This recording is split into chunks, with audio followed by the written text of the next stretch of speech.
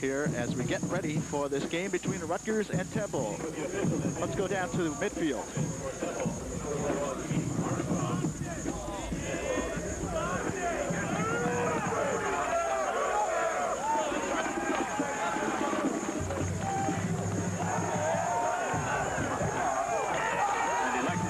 And of course, you couldn't really hear the referee talking down there, but you heard the roar from the Rutgers sideline as the Scarlet Knights have won the toss and Rutgers has elected to receive. Actions speak louder than words. In that case, there wasn't any doubt. Now we'll just have to wait and see for a couple of things. We'll have to wait and see whether Temple can put pressure on Scott Ernie. Coach Arians and his entire staff has been very, very concerned. They saw what happened to them last week when they lost to Boston College 38-29. They just could not put any kind of pressure on BC quarterback Sean Halloran, and Halloran just ripped them apart. I think if Scott Ernie can get that kind of time this week, I think Rutgers has a very, very good chance. Likewise, defensively, Rutgers all week has been talking about you can't stop Paul Palmer, but if you keep them down, if you keep them under 100 yards, and two teams have managed to do that this year, then Rutgers has a very, very good chance of coming out on top. All right, let's talk about the series a little bit between these two clubs, Roger. Let's illustrate it a little bit further. We did mention it has been very close. Rutgers leads the series 8-7, but in the last four games, 1982, Rutgers won 10-7. In 83, Temple won it 24-23. 84, it was a one-point victory for the Scarlet Knights, 10-9, and last year, Temple won it 14-13. So it's been a seesaw battle the last couple of years, and the home team has been the team that has won over the past 4 years. Temple did not play a good football game against Rutgers last year and still managed to win. Rutgers had 410 yards last year. Temple had just 233. Salt was only 5 for 12, but one of those was the winning touchdown pass to Willie Marshall.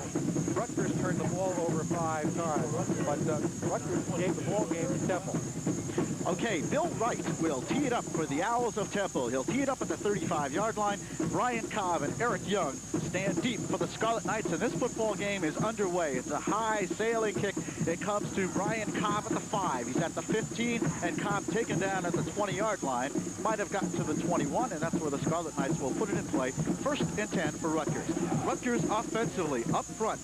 Mike Dillon will be the Scarlet center, senior 6'2", 250 pounds. At the guards, it is Doug Strickland and Lee Getz. John Kutz and Steve Tardy are the tackles. Bruce Campbell starts at tight end. The split end is Eric Young, Brian Cobb the flanker, Matt Prescott and Curtis Stevens behind. Sophomore quarterback, actually a freshman redshirt, Scott Ernie at the controls for Rutgers. 1st and 10 at the 21. The pitch comes to Prescott, who tries to get outside and will not. He might have lost a yard. Good defensive play for Temple.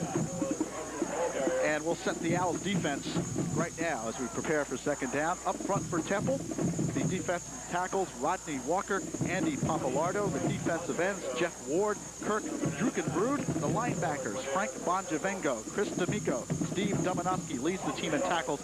And the defensive secondary, Perger, Bruton, Parker, and Terry Wright, who leads the Owls in interceptions with 3.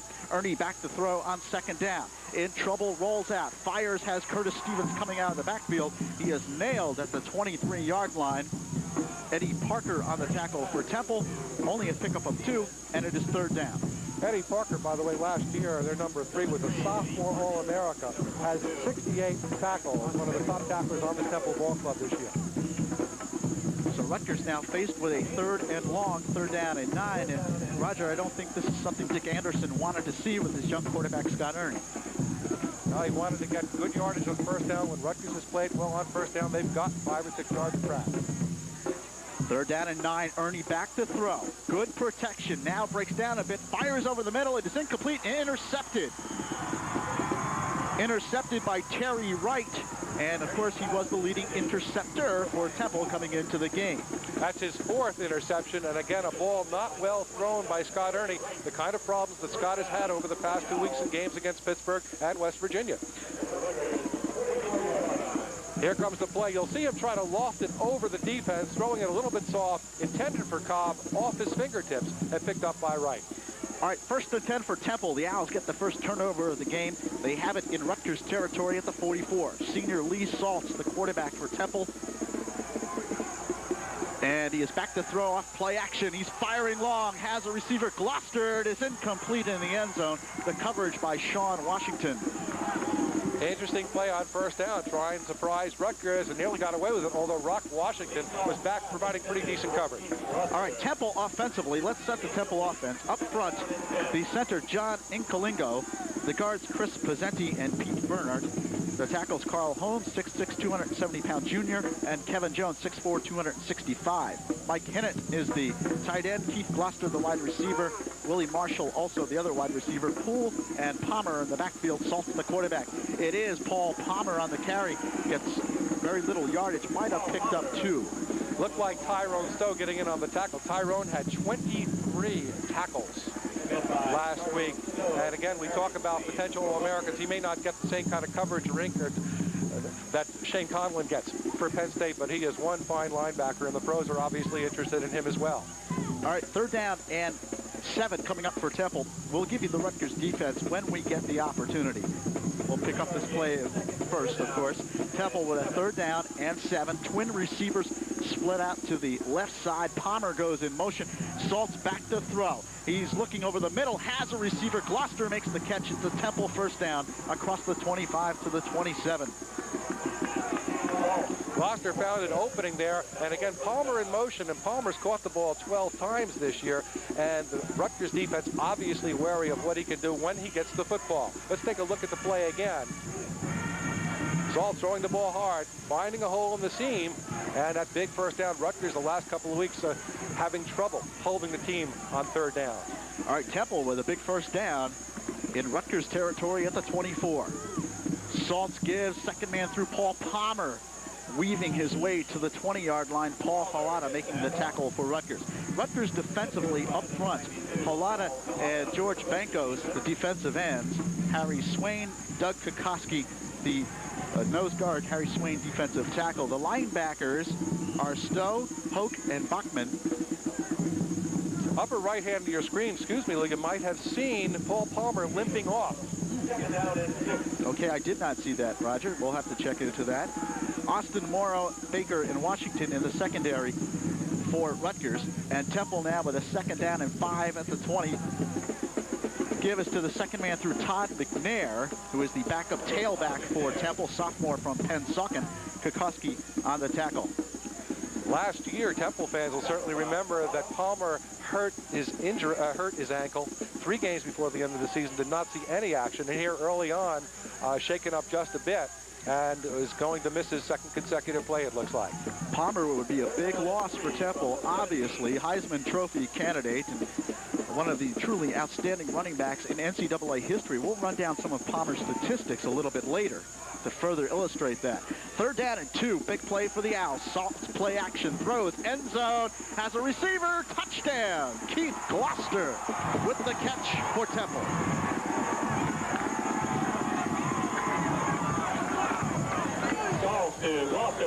Keith Gloucester put a very, very nice inside move on cornerback Steve Twombly, took him toward the post, then turned it around to the corner, and Salt just laid the ball up very nicely. Here's the play action again. And Gloucester has a good 2 steps or so on Twombly. Very, very well thrown ball, nice pattern. All right, Bill Wright is in to attempt the extra point for Temple. The Owls lead 6-0, good snap. Kick is up, hits the post. The kick is no good as it hits the post. And Rutgers dodges the bullet on the extra point. But there is a timeout on the field. 11 minutes and 3 seconds remaining. 1st quarter, the score, Temple 6, Rutgers nothing.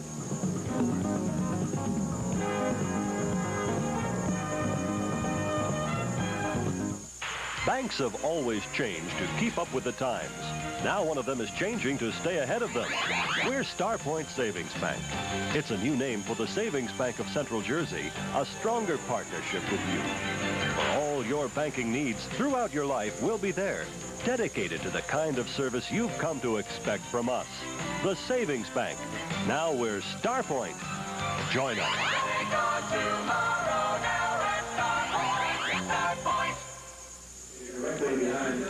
We are back at Rutgers Stadium. You see the Temple Band on the far side of the stands, and they have to be happy about what has transpired here in the first few minutes. Although a streak has been stopped, Bill Wright this year was 28 for 28 before this last attempt. Last year, he was 26 for 26, so after 54 in a row, he's finally missed one. All right, Temple will be kicking off. Wright tees it up at the 35, so the Owls strike first. The fine touchdown pass from Lee Saltz to Keith Gloucester. That's his 6th touchdown reception of the year. And remember, set up by a Rutgers turnover. Scott Ernie intercepted for the 10th time this year.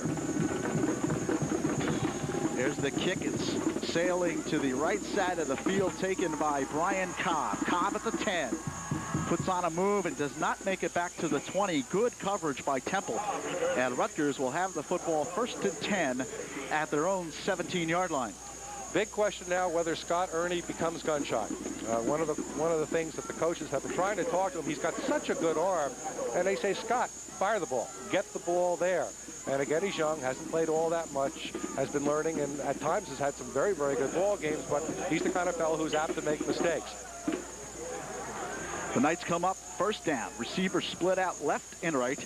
I formation behind Scott Ernie. Ernie gives first man through. Stomanowski on the tackle. Looked to be Prescott on the carry. It was Dan Lipset, actually. Dan Lipset on the carry for Rutgers. Not much yardage, though, Roger. 2nd down and long coming up. Rutgers, again, I'll say, one that has played well on 1st down, has the offensive line has been able to move out, and they've been able to get 4 or 5 yards from Prescott. I was going to mention the name of Henry Henderson, who's injured, and we'll get back to that in a little while. All right, 2nd down and 9 for the Knights. Ernie calls the signals. He is back to throw. Looking over the middle, good protection. It is high, intended for Cobb, and again the pass high. Good hit put on in the secondary for Temple, Larry Bruton, but Cobb was open. Yeah, and it looked like he should have held on to the ball. The ball was laid in there. Again, not thrown hard, but plenty of time for Scott Ernie. As we take a look at that play again, you see Prescott open there, but the ball goes to Cobb, and perhaps a little bit behind Brian Cobb, but just as he got his hands on the ball, he took a wicked shot from Bruton. Here we go, 3rd and 9, Lou. And 3rd and 9 it is for Rutgers. And again, a passing situation for the Knights. Ernie to throw. In trouble. Now finds Lipset on the screen. Nice move by Lipset as he gets across the 25 to the 27. Temple had it diagnosed well, but Lipset put on a nice move.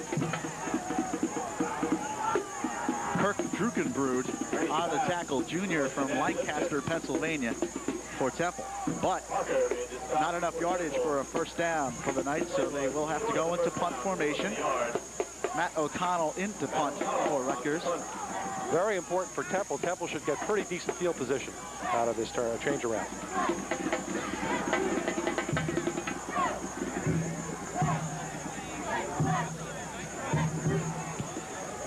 It's a line drive kick by O'Connell. Fair catch called by Bonjavengo of Temple. And the Owls will have the football at their 29-yard line. Kind of unusual to see a linebacker, actually he's a rover back, but a linebacker receiving punts, Bonjavengo. There are a couple of unusual things on this team. For instance, Andy Garzinski, who's a backup wide receiver for Temple, 177-pounder. He's their long snapper. The Owls offensively come up. Lee Saltz, the quarterback. Calls the signals, back to throw, another play action pass. Now he's in trouble, trying to scramble out of there, throws it up for grabs, has a receiver, it is knocked away. Good defensive play by Derek Baker. Well, described generously as a Hail Mary pass, that Salt's really in trouble, being pursued by nose guard Doug Kokoski. Came very close to having that one picked off. Very, very importantly, looking at the backfield for Temple, when I saw Todd McNair in a tailback, it looks like Palmer is still sidelined. And again, a key point in this game, one of Temple's fine offensive weapons, actually their greatest offensive weapon, Paul Palmer, not in there. Saltz kind of stumbled and then got across the 35-yard line. Don't know if that was a broken play or what happened there, but Alec Hoke made the tackle for Rutgers. Looked like a keeper. I think that was a design play, but again, perhaps the field a little bit soft. I think the more it gets chewed up, the more problems they might have. But this Rutgers Stadium field has only been played on twice this year in terms of Rutgers games. The Cincinnati game and then this game. 3 other Rutgers home games played at Giant Stadium. 3rd down and 4 for the Owls.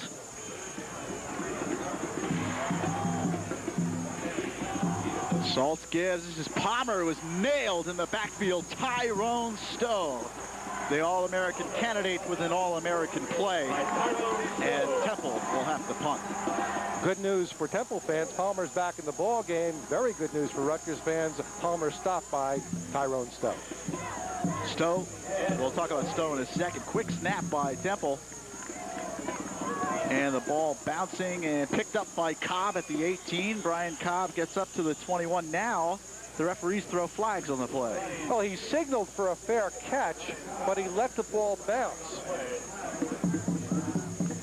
So you've got a flag, and we'll see what the call is, and we'll probably move Rutgers back 5 yards. And the infraction will be against Rutgers.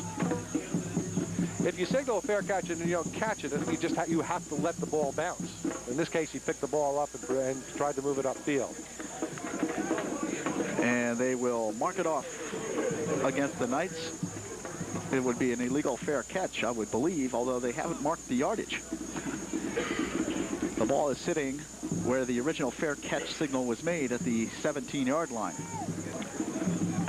I think the official wants to make certain where Cobb picked the ball up.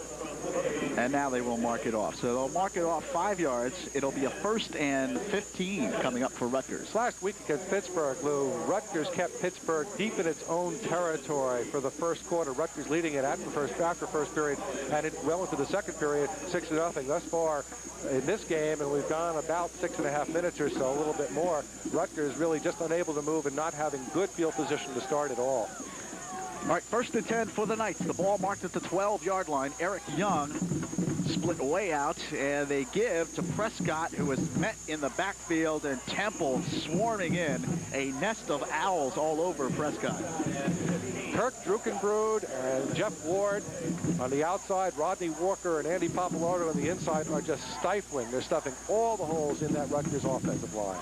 And the tackle credit goes to Papalardo, the defensive tackle. And Rutgers faced with a 2nd down and about 16. Ball marked at the 11-yard line. Prescott out as Rutgers goes to just one setback. Stevens. Ernie to throw. Good protection from his end zone. Fires to Stevens. Tremendous defensive play. Stevens got a couple of extra yards, but Steve Domanowski, the 6-foot senior linebacker for Temple, came over and read it well. Domanowski staying off, playing his zone, seeing where the ball was going. Rutgers throws the ball but doesn't, and completes the pass, but doesn't move the ball upfield.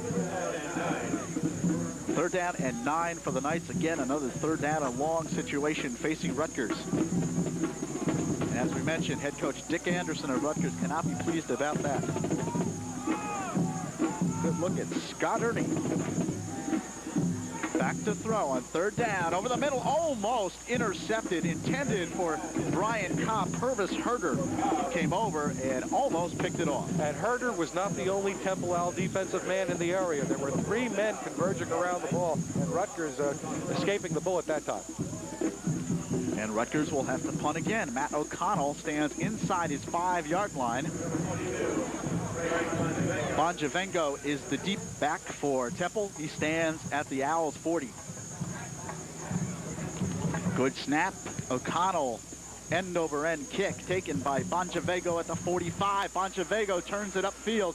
It is hit down hard, but in Rutgers territory, and the Owls will have it at the RU 43. There seemed to be a loose ball, but I believe the ball had been whistled dead before the fumble. In case you just joined us, 7 minutes, 17 seconds remaining first quarter. Temple leads it 6-0. A touchdown pass from Lee Saltz to wide receiver Keith Gloucester. Temple missed the extra point, but first quarter it's been all Temple. And the Rutgers 43. Palmer back in at tailback, so it looks like his ankle's fine. Lee Salt, senior quarterback from Randolph, New Jersey, gives to Paul Palmer, who spins to the 40. Rutgers wants to stop Palmer from breaking one. And Palmer so far has been getting 2, getting 3, getting 4, which isn't so bad, although he's been averaging 5.7 yards a carry thus far this season. But Rutgers just wants to stop Paul Palmer from getting loose in the secondary. 2nd down and 7 coming up for Temple. Paul Palmer, coming into the game, needs 223 yards rushing to reach 2,000 yards. He'd be only the 3rd player in NCAA history to do that. So that's quite an accomplishment. Gives you an idea what kind of running back we're talking about here. Palmer trying to go right. In trouble. Taken down behind the line of scrimmage. George Bankos on the tackle. George Bankos, a sophomore from Whitehall, Pennsylvania. He was one of the guys last year that Penn State wanted, and George opted for Rutgers. He saw a lot of action, started, I believe, 4 games last year, and Rutgers defensively did what it wanted to. With Palmer going wide, Rutgers just wanted to string him out, and Bankos on that side of the field just made the tackle. Rutgers feels it has to make tackles. It cannot afford to miss any when they've got somebody like Palmer coming their way. All right, 3rd down and long for Temple. 3rd and 9 at the 42-yard line. Palmer in motion. Salt's back to throw. Now in trouble. Pressure put on him. Throws across the middle, has his receiver. The reception made. Tyrone Stowe on the tackle. Looked to be Willie Marshall on the catch for Temple. Mike Hinnett, the tight end. Number 86, Mike Hinnett, good for a Temple first down. Mike Hinnett, his 16th reception of the year. Last week against Pittsburgh, Rutgers came close, almost sacked, almost tackled, and got burned a couple of times, and here it happens again this week. 1st and 10 for Temple. Ball marked at the 25-yard line of Rutgers. Paul Palmer off tackle. Just a few. Picked up a yard or two. Alex Hoke on the tackle for Rutgers. You can't ask for more from a defense in terms of forcing a team to go 3rd down and long. And yet Rutgers again is having trouble. Had it last week against Pittsburgh. Just keeping that team from getting that 1st down, even if they've got long yardage. Waiting 3 yards. 2nd down and 7. 2nd and 7 for Temple. Gloucester is wide to the left and Marshall wide right. I formation behind Lee Saltz, and movement on Temple, nothing called. Interesting. Here is the give to Palmer, is across the 20 into the 19. Mac Bachman on the tackle for Rutgers. One of the men who was in the backfield, he's actually on a wing. If it was a lineman, then there would have been a problem. But in a wing, he's allowed motion. As long as he stops himself and sets for a second, then there's no problem. Temple now faced with a 3rd down and 3 at the 19-yard line. It has been all Temple here in the 1st quarter. And they lead it 6-0.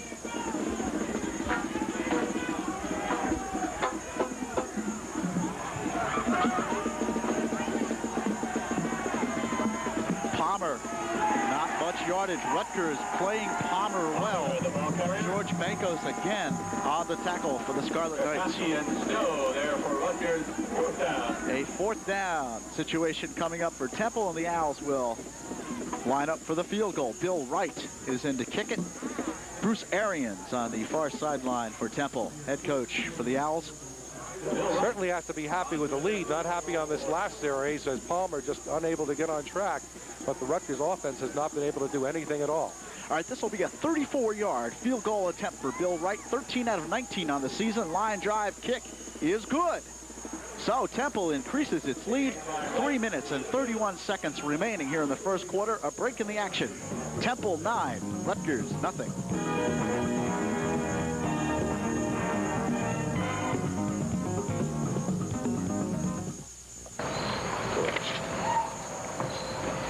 We just purchased our new home with an Amboy Madison half-pay mortgage. It's the smartest financial move we ever made. Our half-pay mortgage will save us over $50,000 in interest alone. And with this unique mortgage, we'll be free from monthly mortgage payments by the time Evan here is ready for college. Learn how much you can save. Call the Amboy Madison National Bank's hotline today.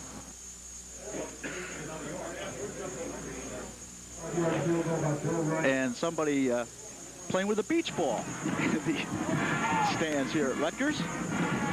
No, we're not in California, but it sure is sunny enough to look like California here in New Jersey.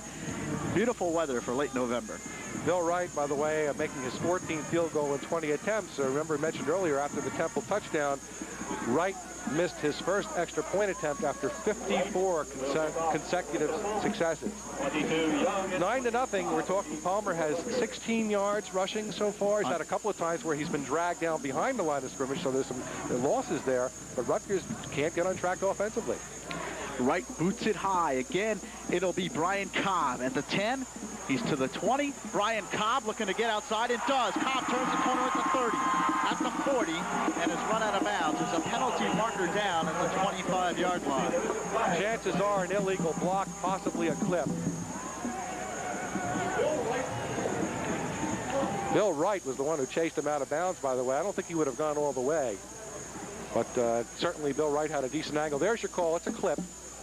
And this will back Rutgers up. Nice return by Cobb, but washed away by the penalty.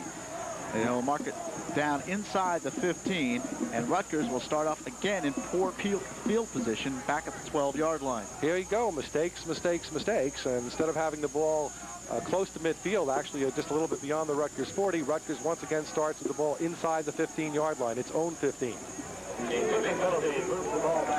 Scott Ernie comes out. Last week, 16 of 28, 203 yards against Pittsburgh. But he has passed under 50% on the season. He's at 49%, 6 touchdowns, and now 10 interceptions as he was picked off earlier today. First down and 10 for Rutgers. Ernie rolls out, looking, fires, has a receiver, and it is dropped by Brian Cobb. He had it at the 25 and could not hold on. There's a good look at Brian Cobb, the junior from Steelton, Pennsylvania. He's had a good season, Roger, but didn't catch that one. Ball a little bit high, perhaps very, very close to the sideline. Tough to see, at least from our angle, whether or not he would have been able to get down with that 1 foot in bounds. But the Rutgers offense obviously affected by having the ball deep in its own territory. Not so conservative that they won't pass the ball because they're down by 9 points, but still it certainly has to be affecting them. Second down and 10 for the Knights. Split backs behind Ernie. And Ernie gives to the second man through. And not much yards. Looks to be Lipset on the carry, but did not get much. Rodney Walker on the tackle for Temple. Prescott coming off the field limping just a little bit. Remember, he had a great game last year against Temple, 186 yards, 63-yard touchdown run, but got hurt in that game and didn't see that much action for the remainder of the season. Another third down and long coming up for Rutgers. Third down and 9. Rutgers has been having 3rd and 9, 3rd and 8. I think the best they might have had 3rd and 7. Ernie to throw, 3rd and long, looking, fires, Hoover makes the catch off the deflection.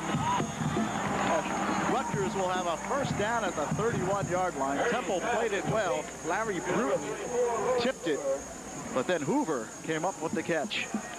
A big break, the kind that Rutgers needs to get back in this ball game. Let's take a look at the play. Here's Hoover getting pushed off, and we don't see the deflection, but he's there to make the catch, and a very important Rutgers first down. And the ball at the 31, so the Knights with their first down of the ball game. And we've gone, we're just 2.5 minutes to the end of the first quarter. Ernie to throw again. Good protection. Fires long for Campbell, incomplete. Actually, it wasn't Bruce Campbell. Greg Raffelli, number 85, the intended receiver. Led him just a little bit too much. Again, getting the ball down, you're floating it down, and even if the ball was on target, there was pretty decent defensive coverage there. But Rutgers trying to make up a lot of yardage in a hurry here, trailing 9-0 as we're under 2.5 minutes remaining in the first quarter. 2nd and 10 for Rutgers. Pitch out Prescott. Matt Prescott trying to get around the left end and is swarmed over. The Owls played well defensively. Might have picked up a yard as he gets to the 33. Rutgers' offensive line, either moving straight ahead on drive block or trying to clear the corner, is just not able to do anything against this Temple defense, which, remember, Coach Arians and his staff down at Temple very, very concerned about Temple's defensive play the last couple of weeks. We can find nothing to fault them with this week thus far. 3rd down and 9. Ernie to throw. Fires, has his receiver Bruce Campbell with a nice reception and a Rutgers first down across the 41. Eddie Parker on the tackle, but not before Campbell could get first down yardage. With the stop for Temple. A crowd looking at some of it here, they're expecting better than 20,000 at Cincinnati. They had one of the largest, I think they had the largest crowd since 1969, since the 100th anniversary game. Here, let's take a look at the play. Ernie looking all the way, leading Campbell very nicely. Very nice coverage by Eddie Parker. Rutgers on the move for the first time this afternoon. 1st and 10 at their own 42. Ernie rolls out. Now he'll run with the ball. Scott Ernie up close to midfield as he's nailed at the 48. Jeff Ward pulls him down from behind, but Ernie picked up about 7 yards on the carry. Ernie, 6'2", 190, a very, very good athlete. Not just a guy that you expect to drop back, and if he doesn't see a receiver open, you expect him to take the sack. Now, he'll run with the ball. I think they prefer not to have him run with the ball, but at 6'2", 190, really, he's the kind of kid who can take a pretty good shot and get up. Under 1 minute remaining, first quarter. Temple 9, Rutgers nothing. The Scarlet Knights on the move, though. 2nd down and 3. Curtis Stevens with the football, breaks a tackle, gets across the 50, and is into Temple territory. Nice run by Stevens. Curtis Stevens was the Rutgers ball carrier. Curtis Stevens missed the Temple game because of injury last year, and Curtis Stevens has had a very, very good season. He's rushed for almost 360 yards going into today's game, 3.5 yards a carry, 3 touchdowns. And the thing the coaches have liked about him this year, Lou, is just what you saw, the good 2nd and 3rd effort. I thought he was going to get taken down for a loss. Instead, he turned it into what is first down. And it is 1st and 10 for Rutgers, again in Temple territory at the 48-yard line. 33 seconds remaining, first quarter. Ernie to throw again. Rutgers passing a lot here in this first quarter. Now he'll run it. Scott Ernie with a nifty move. Gets across the 40, fumbles the football.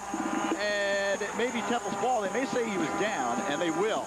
Rutgers catches a break as they say Scott Ernie is down. Chris D'Amico with the hit for Temple, but not before Scott Ernie gets first down yardage at the Temple 37-yard line. And Joe Greenwood, a 6', 190-pound softer, fell on the ball, kind of saying nuts to himself, although it looked like a pretty good call. It looked like Scott was down. But kid's got guts.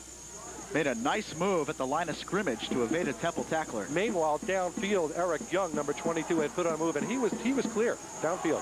We may not get this play off. 2 seconds, 1 second, and they do get it off. Nope. They say it does not count as time has expired here in the first quarter. So we've played 1 quarter of football here at Rutgers Stadium. The score is Temple 9 and Rutgers nothing. Intercollegiate Athletics would like to recognize the growing family of corporate sponsors.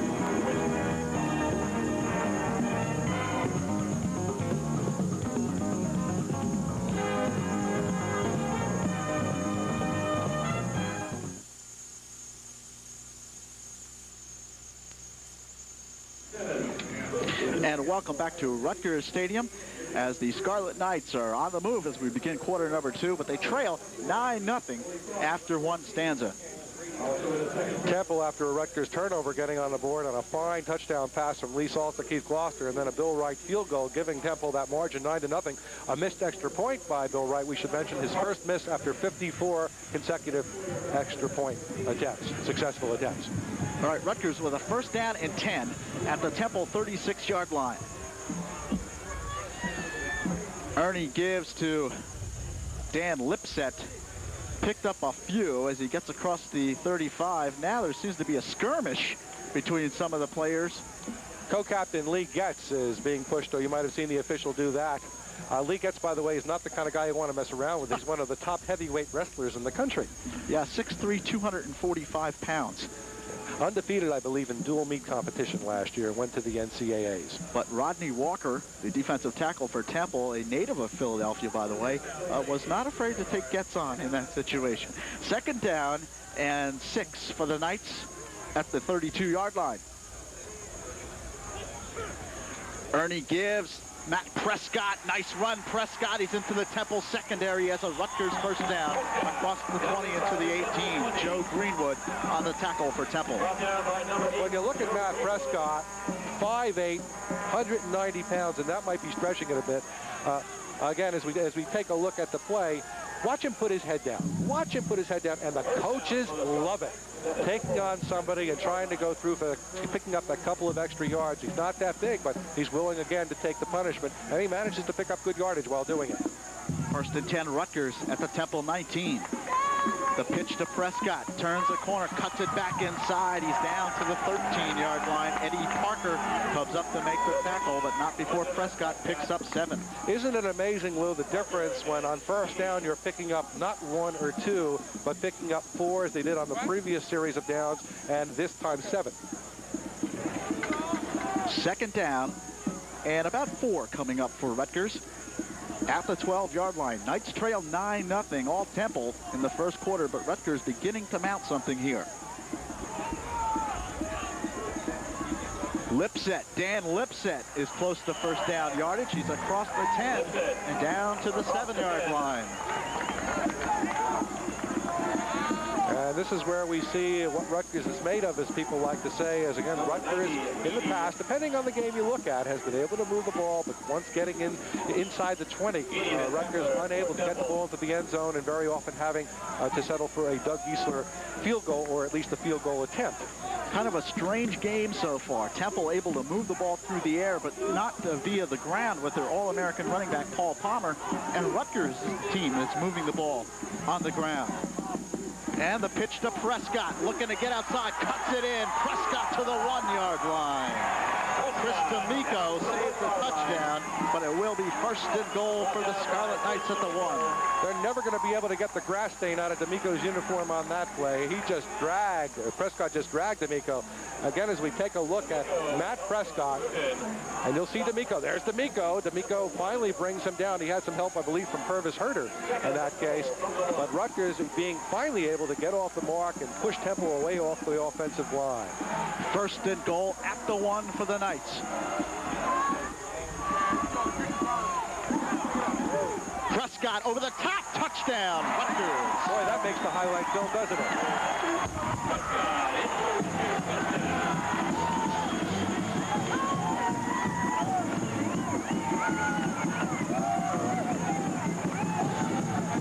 And Rutgers is on the board. The Knights now trail 9-6, and Doug Giesler is in to kick the extra point. What would you give him on that, a 9.5? It looked just about that good.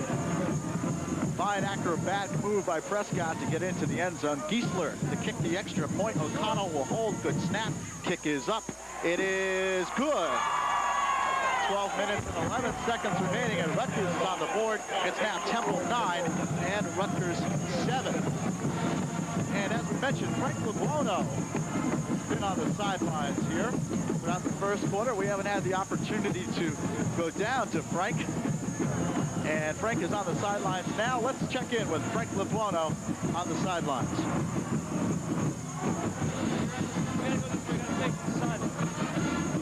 Okay, Frank obviously not ready, and we'll bring it back up here. And Frank now is ready. I believe he's got Joe Gagliardi on the sidelines. Let's go to Frank. Hi, with Joe Gagliardi, started the season as the Rutgers #1 quarterback, was having a banner year until went down with a shoulder injury in the Penn State game. Joe, how is the shoulder? Shoulder's coming along. We had 6 to 8 weeks rehabilitation, and then I'll be back to normal. Okay, Joe, I know it's frustrating on the sidelines for you. Got a pretty good backup in there, though, Scott Ernie. What do you think about his performance so far? Scott's doing real well. He's coming along every game, and he's going to be a good quarterback. Next year, when the job's all his and nobody's talking about me or something, he's going to do real well. All right, Joe, what does the future hold for you? Well, I'm looking at a couple different options in the stock market and banking, and if my arm comes back good, maybe I'll take a shot. You know, who knows? Well, good luck to you, Joe, and thanks very much. Thank you. Okay, Joe Gagliardi, who, of course, as Frank mentioned, was having a banner season up until he injured his shoulder against Penn State, but Scott Ernie has come in and at times has done a very good job. And he just led Rutgers down the field to a touchdown. The Knights back in the game 9-7. Well, remember we talked about the game last year that Temple won 14-13, but didn't really do that well offensively. Time of possession, very, very important. Rutgers had the ball more than 35 minutes. The Temple's almost 25 minutes last time around, and that means keeping the ball out of Paul Palmer's hands. Carmen Scalfoni kicking off for Rutgers. It is a low kick. A short kick is the proper terminology as Temple takes the ball across the 30 to the 35-yard line. The Owls will put it in play there. 12 minutes, 6 seconds remaining here in this second quarter. We'll take a look and see where Doug Giesler is. Well, what has been happening lately, Roger, is Doug Giesler has not been kicking off for the Knights. Dick Anderson has not been happy with his distance on the kickoffs, and they've been going with Carmen Scalfoni. At least they did against Pitt last week. And they're picking up on that again this afternoon. 1st and 10 for Temple. I formation behind Lee Saltz, and the give. No, Saltz keeps it. Now he throws. Throwing long. Gloucester wide open. Has it.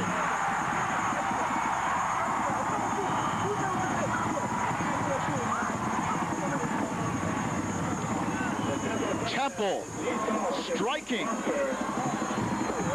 Lightning quick touchdown. 70-yard pass from Lee Saltz to Keith Gloucester. Gloucester's second touchdown catch of the afternoon, and Temple has exploded to a 15-7 lead. Keith Gloucester, they call him Mr. Big Play, had 5 touchdowns going into today's game, now with 7. And now Temple sitting kind of sitting here in shock after being very impressed with the way Rutgers moved the ball smartly down the field. And here we have Temple one play, boom. Wright's extra point attempt is good. A timeout on the field. 11 minutes and 57 seconds remaining. Second quarter. The score: Temple 16, Rutgers 7.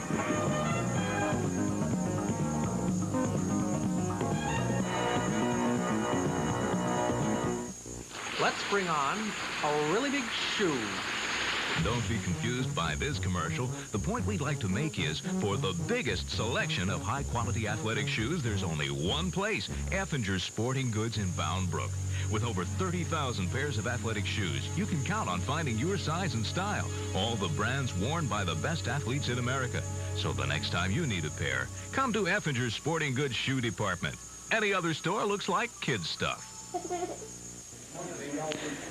A look at some of the crowd here at Rutgers Stadium. They can't be real pleased with what just transpired. Long touchdown pass. Gloucester on the reception.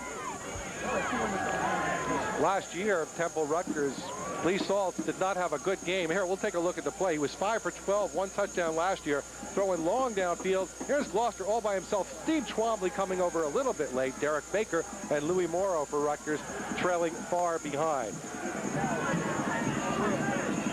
Saltz is having a real good football game so far. Eric Young at the 5, to the 10. Eric Young, nice return. He hurdles a couple of Temple tacklers across the 25 to the 27. Rutgers will have it 1st and 10. Well, when it was 9-7, Rutgers defensively obviously hoping to hold Temple, to say the least, not only for the touchdown, but from getting a first down, and then hoping to get the ball back to good field position. Has to be a little bit down now. Doesn't have such bad field position, but has seen Temple just strike like lightning to take that 16-7 lead. Ernie to throw, rolls out, right side. Getting away from the pressure now, he'll turn it upfield. Scott Ernie steps out of bounds across the 30 to the 32. Kirk Drugenbrud forced him out. And again, no one open downfield for Rutgers. Yeah, Ernie running more than we've seen him, and again, I think his coach is Dick Curl, the Rutgers offensive coordinator and quarterback coach. I'm sure they'd rather see that than have him perhaps take a chance, throw the ball on a sideline pattern, take a chance on having it intercepted, and then turning the ball over. Brian Cobb goes wide out to the left, and Eric Young is wide right for Rutgers. Ernie to throw, play action, heavy pressure, throws it, dumps it off to Prescott, who makes the catch, but gets only back to the 30-yard line. Andy Papalardo quickly on the tackle for Temple. Andy Papalardo from Pomona, Pennsylvania, just a sophomore, 257 pounds, 45 tackles so far. One of the leading tacklers, in fact, the leading tackler in terms of the defensive front for Temple this year. Very, very good coverage on someone like Prescott, who, if he gets loose, can go by it. A 3rd down and 8 coming up for the Knights.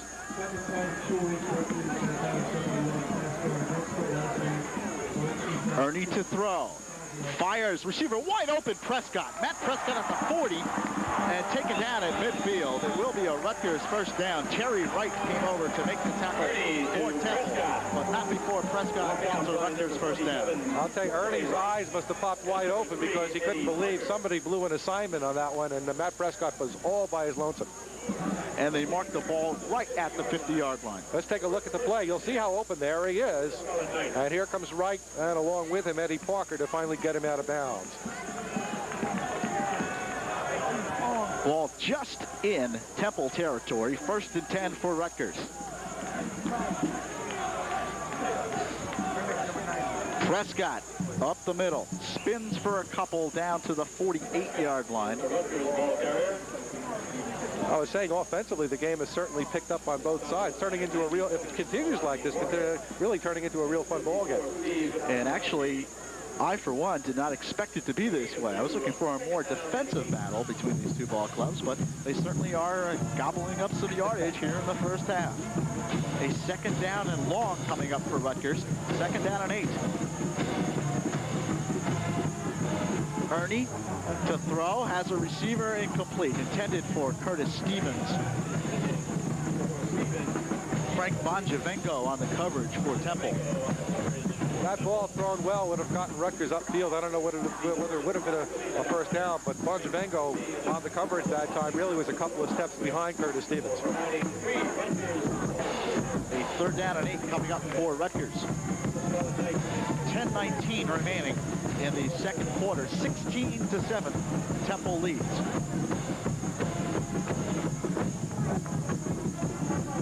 And Temple showing blitz. Now they drop off.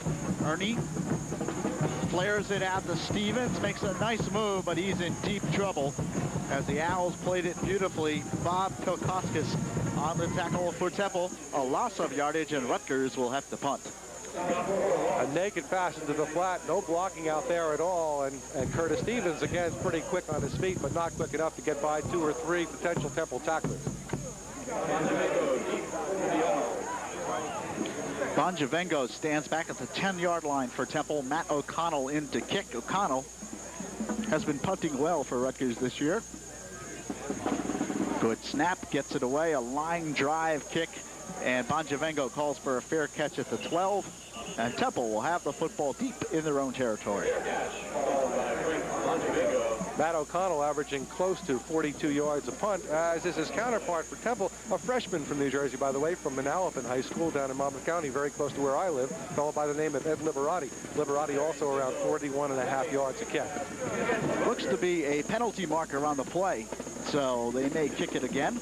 Too bad, that was a nice punt. We'll have to check the flag. And the preliminary indication is that it may be a face mask penalty. Well, then they'd move it up the field 15 yards after the play. Apparently, we see Matt O'Connell coming back out, so Rutgers going to have to punt it away again. And Rutgers indeed will have to kick. They mark the ball back at the 34, so again, Rutgers will punt. Temple figures, of course, to get better field position out of it this time. And it was a face mask penalty, 5 yards. Face mask against Rutgers.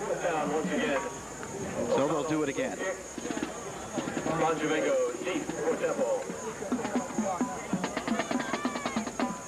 Might have taken place before the punt got away and pushing around on the offensive defensive line. O'Connell gets the snap. It's a high kick. Spiraling Bonjavengo at the 30, looking to return it. And a flag down on the play. Bonjavengo gets it to the 34, and another flag down on the play. So a lot of laundry on the field. Most likely a clip or an illegal block against the receiving team. If that's the case, that will move Temple back inside its own 20. Temple at 5-5 coming in to this ball game, and the call is holding and clipping. 30 yards, Temple. mark it off. 5-5 coming in under head coach Bruce Arians, who has done a fine job trying to build this program, Roger.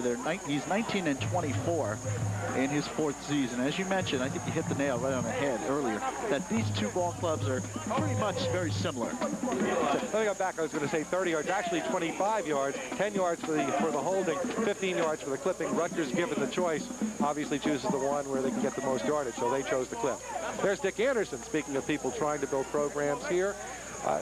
A very, very nice man, likable fellow, 14-15-2, looking to end up his 3rd year here right on the money at 500. But right now, with just about 9.5 minutes remaining to go in the first half, offense unable to get on track, and his team trailing Temple 16-7. 1st and 10 for the Owls at the 16-yard line. Todd McNair on the carry, very little yardage, might have gotten back to the line of scrimmage. Paul Halata, the senior defensive end from Middlesex, New Jersey, on the tackle. You know, we talk about all the press buildup of this Temple team, and they talk about Palmer, Palmer, Palmer for good reasons. And they say every once in a while, Lee Saltz will have a chance to throw the ball, generally off a play-action fake to Palmer. And here we've seen the damage done today by Temple. 2 touchdown passes from Lee Saltz to Keith Gloucester. Palmer hasn't done anything. 2nd down and 9 for Temple. Here is Palmer. Couple of yards, dances to the 21-yard line. Louis Morrow on the tackle for Rutgers. You mentioned Paul Palmer, and he really hasn't done much, Roger, here in this first half. Palmer, 1,777 yards coming in, 15 touchdowns, leads the NCAA in rushing average, 177 yards per game, all-purpose yardage, 246 yards per game, but Rutgers has pretty much put the clamps on him so far. 3rd down and 6 for the Owls. Saltz back to throw. Now in trouble. Scrambles out of there. Lee Saltz still on his feet. And he's close to a Temple first down, but hit hard by Tyrone Stowe. And I mean, he really cleaned Saltz's clock on that one. Well, give the Rutgers secondary a lot of credit on that time. Byrne twice thus far today on that very important 3rd down situation. Good coverage in the secondary, forcing Lee Saltz out of the pocket. But Saltz moving very, very well, coming very close to that first down. And back to punt, Ed Liberati. His first punt of the afternoon. A high kick, fair catch called for by Cobb. Would have liked to have had a stopwatch on that. The hang time was very, very good on that one. And I had mentioned that was his first punt. It's actually his 2nd punt of the afternoon for Liberati. Rutgers will have the football at their own 33-yard line. 7 minutes and 33 seconds remaining here in the 2nd quarter. I was saying Rutgers wants to hold Paul Palmer to under 100 yards. Last year, Rutgers was happy. They felt they could tame Palmer. He only got 127 yards, which is about 30 yards under his per-game average up to that point. Still, 127 yards. I think any other back in the country would like to have those figures. 1st and 10 for the Knights. Brian Cobb in motion. Ernie to throw. Fires, penalty flag is down. Eric Young fires, has a man. Cobb makes the catch. Touchdown, but there is a penalty flag down. And the officials back downfield are talking to one another. Backfield in motion, no touchdown, thank you. So the touchdown does not count. Call it back, everyone. A little bit of razzle-dazzle from the Rutgers offense, but the penalty marker will wipe it out. Cobb had 3 touchdowns by reception, 1 by kickoff return. That would have been his 4th.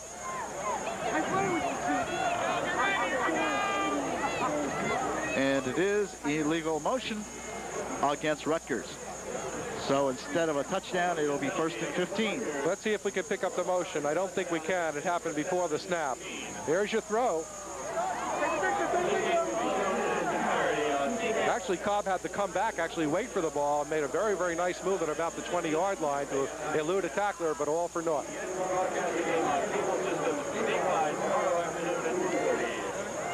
Ernie to throw. 1st and 15 has Matt Prescott, who drops the football. Had it momentarily. John Smith made the defensive play for Temple, and it will be 2nd down for the Knights. Rutgers trailing by, I was going to say just 9 points. 9 points can be a lot of points depending on how your offense is doing, but obviously Rutgers looking to open up its offense, feeling it has to throw the ball against Temple to get back into this ball game. There's Bruce Arians talking to his staff along the sideline. Happy so far, leading 16-7. I just got to be in the numbers.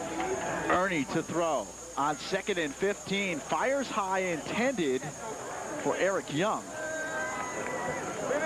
Falls incomplete. Smith on the coverage for Temple. And Roger, another 3rd down and long coming up for Rutgers. 3rd down and 15. Let's see whether Rutgers goes downfield with the pass or whether or not it tries to set up one of its backs in the flat and tries to break him loose.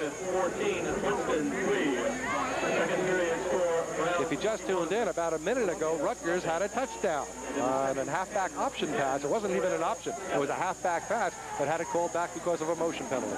Ernie to throw. 3rd down and long. Fires. Has a receiver, Hoover, but it is incomplete. Looked like the ball might have been tipped at the line of scrimmage. Ernie down, but now gets up. Got up rather slowly, but he is up. And Rutgers will have to punt the football away.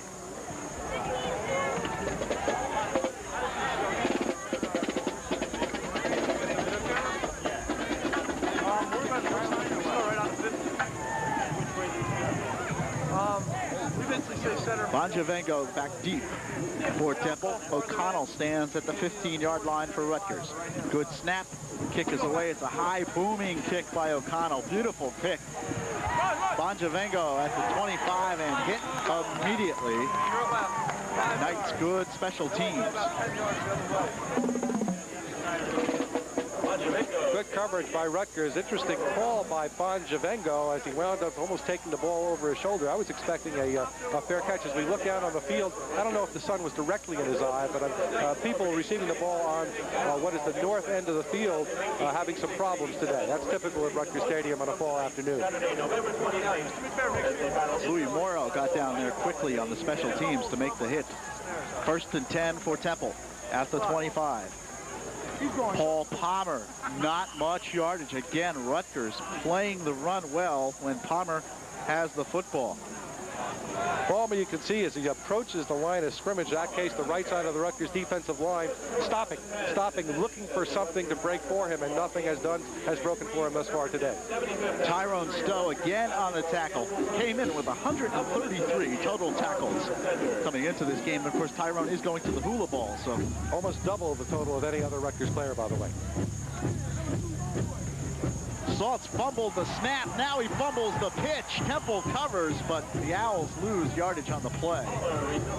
George Benko's in to cover for Rutgers. Yeah, you talk about Paul Palmer. Listen to some of these yardage totals that he's had this year, Roger.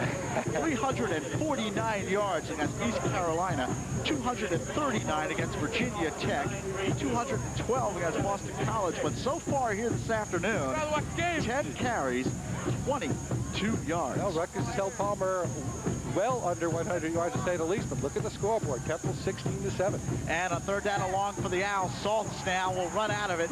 Lee Saltz is tackled at the 25-yard line. Gene Austin on the tackle for Rutgers, and Rutgers holds. Temple will have to punt. Well, again, like on the last series, Rutgers on a very important 3rd down, this time a 3rd down and long. The secondary up to the task. All right, Ed Liberati into punt for Temple. Gets the punt away, almost blocked. And it is a poor punt as the pressure caused Liberati to kind of shank it. And Rutgers will have the ball in excellent field position in Temple territory. Interesting, I was talking to Matt O'Connell, the Rutgers punter, earlier in the season. We talk about, what happens when you've got a rush coming at you? What do you try to do? He said, well, if the rush comes from the left, you try to kick it to the right. That time the rush came to Liberati's left, and the ball wound up on the left. 5:17 remaining second quarter. Temple leads at 16-7. We've got a lot of people here today. Rutgers Stadium generally holds about 24,500, and the stadium must be very, very close to that bar.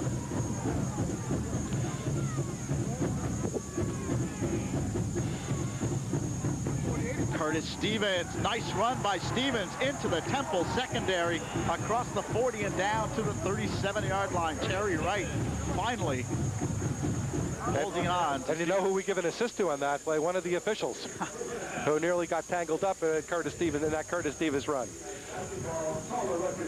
1st and 10 for Rutgers at the Temple 37. 5 minutes remaining, second quarter.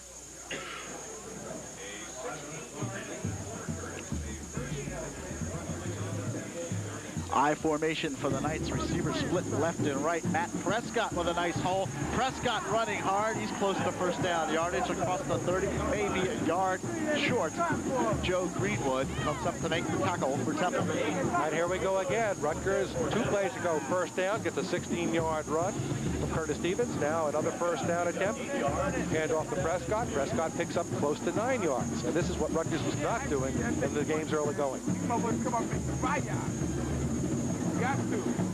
Second down and about 3. Call it 2 for Rutgers. Second and 2. Floyd Hoover, the man in motion for Rutgers. The give is to Stevens. He's got a first down. He busts up the middle across the 20 and to the 18-yard line. Nice fake on that play as Ernie took the handoff. Looked like he was going to pitch to Prescott going wide. Instead, he had Curtis Stevens coming back, and the defense had drifted to the outside. That's why they had all that room in the secondary for Curtis Stevens. There's the play. You saw it. Big hole there. Mike Dillon, the center, who, by the way, started his first collegiate game last year against Temple down at the vet. Nice block there on that play. 1st and 10 for Rutgers. The ball at the 18-yard line. Stevens again, big hole up the middle, and he's down to the 10-yard line, and the Rutgers offensive line just blowing the Temple defensive front four off the ball. And the Bruce Arians at Temple and the rest of the staff are probably beginning to scratch their heads, wondering after they did real well in the first quarter what had happened here in the second quarter. We're taking a look at Curtis Stevens, who looked like he took a shot to his left arm or his left wrist. And the way Stevens has been running today, Rutgers can ill afford to lose him. Rutgers has lost a couple of backs, sophomore Mike Body, Henry Henderson, who really added an awful lot of speed to this Rutgers backfield. His losses hurt tremendously. Second down and 2. Ernie gives the second man through. Looks to be Prescott. Matt Prescott should have close to first down yardage. Could be a face mask that late or a late hit. Steve Dominowski made the tackle for Temple, and the penalty looks like it will be against the Owls. At least Rutgers is indicating that such is the case. Wishful thinking, I guess we'll have to wait and see. And they will sort it out. Rutgers driving the football here. They trail 16-7. And a face mask penalty is against Temple. And a personal foul against Temple. Half the distance to the goal line. That'll move Rutgers down to about the 4, where it'll be first and goal. 3 minutes and 10 seconds remaining. Obviously plenty of time. Rutgers trailing 16-7. A couple of minutes ago, Rutgers had that touchdown called back, but now Rutgers driving again. And if the first quarter was Temple's, the second period has very obviously been Rutgers, except for that 70-yard touchdown play from Lee Salk to Keith Gloucester. Number 43, Dwight Giles, is into the game for Rutgers. Actually inside the 3, close to the 2. Ball marked at the 2. First and goal for the Knights. I formation, Prescott, the deep back for Rutgers. Scott Ernie calls the signals, pitches Prescott. Prescott trying to go up and over the top. And Temple with a fine defensive effort. They say they have the football. We'll have to wait and see. Where's the instant replay? Indication from the official, second down. And it will be second down. You heard one of the Rutgers players on the sideline saying, where is the instant replay? It's here. It's here. It's up here, folks. There's the instant replay. And you got to wonder about that strategy. Time in and time out. When you're about 3 yards back, trying to go over the top, usually is not going to get it done. Ernie gives second man through. That's close to the goal line. Hard to see. Curtis Stevens, it looked like his helmet was there, but the ball was not. So Rutgers will have 2 attempts now. Still plenty of time. We're approaching 2 minutes and 10 seconds remaining in the first half. Plenty of time to run off 2 plays. And you can see just how close that football is. Those are the ball just short of the goal line. Third down in inches for Rutgers.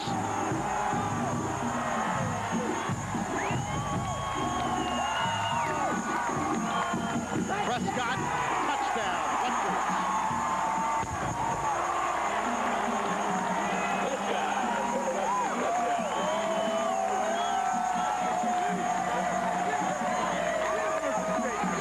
Second touchdown of the game for Matt Prescott, and both the same way, up and over the top.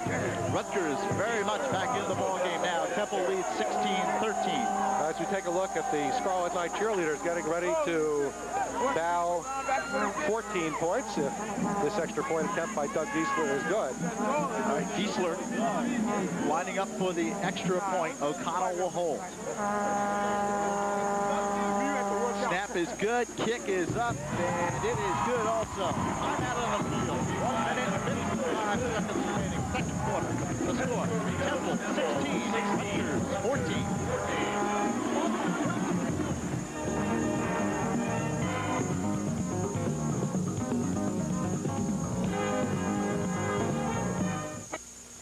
If you are buying or selling in today's real estate market, every move you make is an important step. So start with a call to Winhold Realty in Metuchen. At Winhold, you'll meet new friends, realtors who care.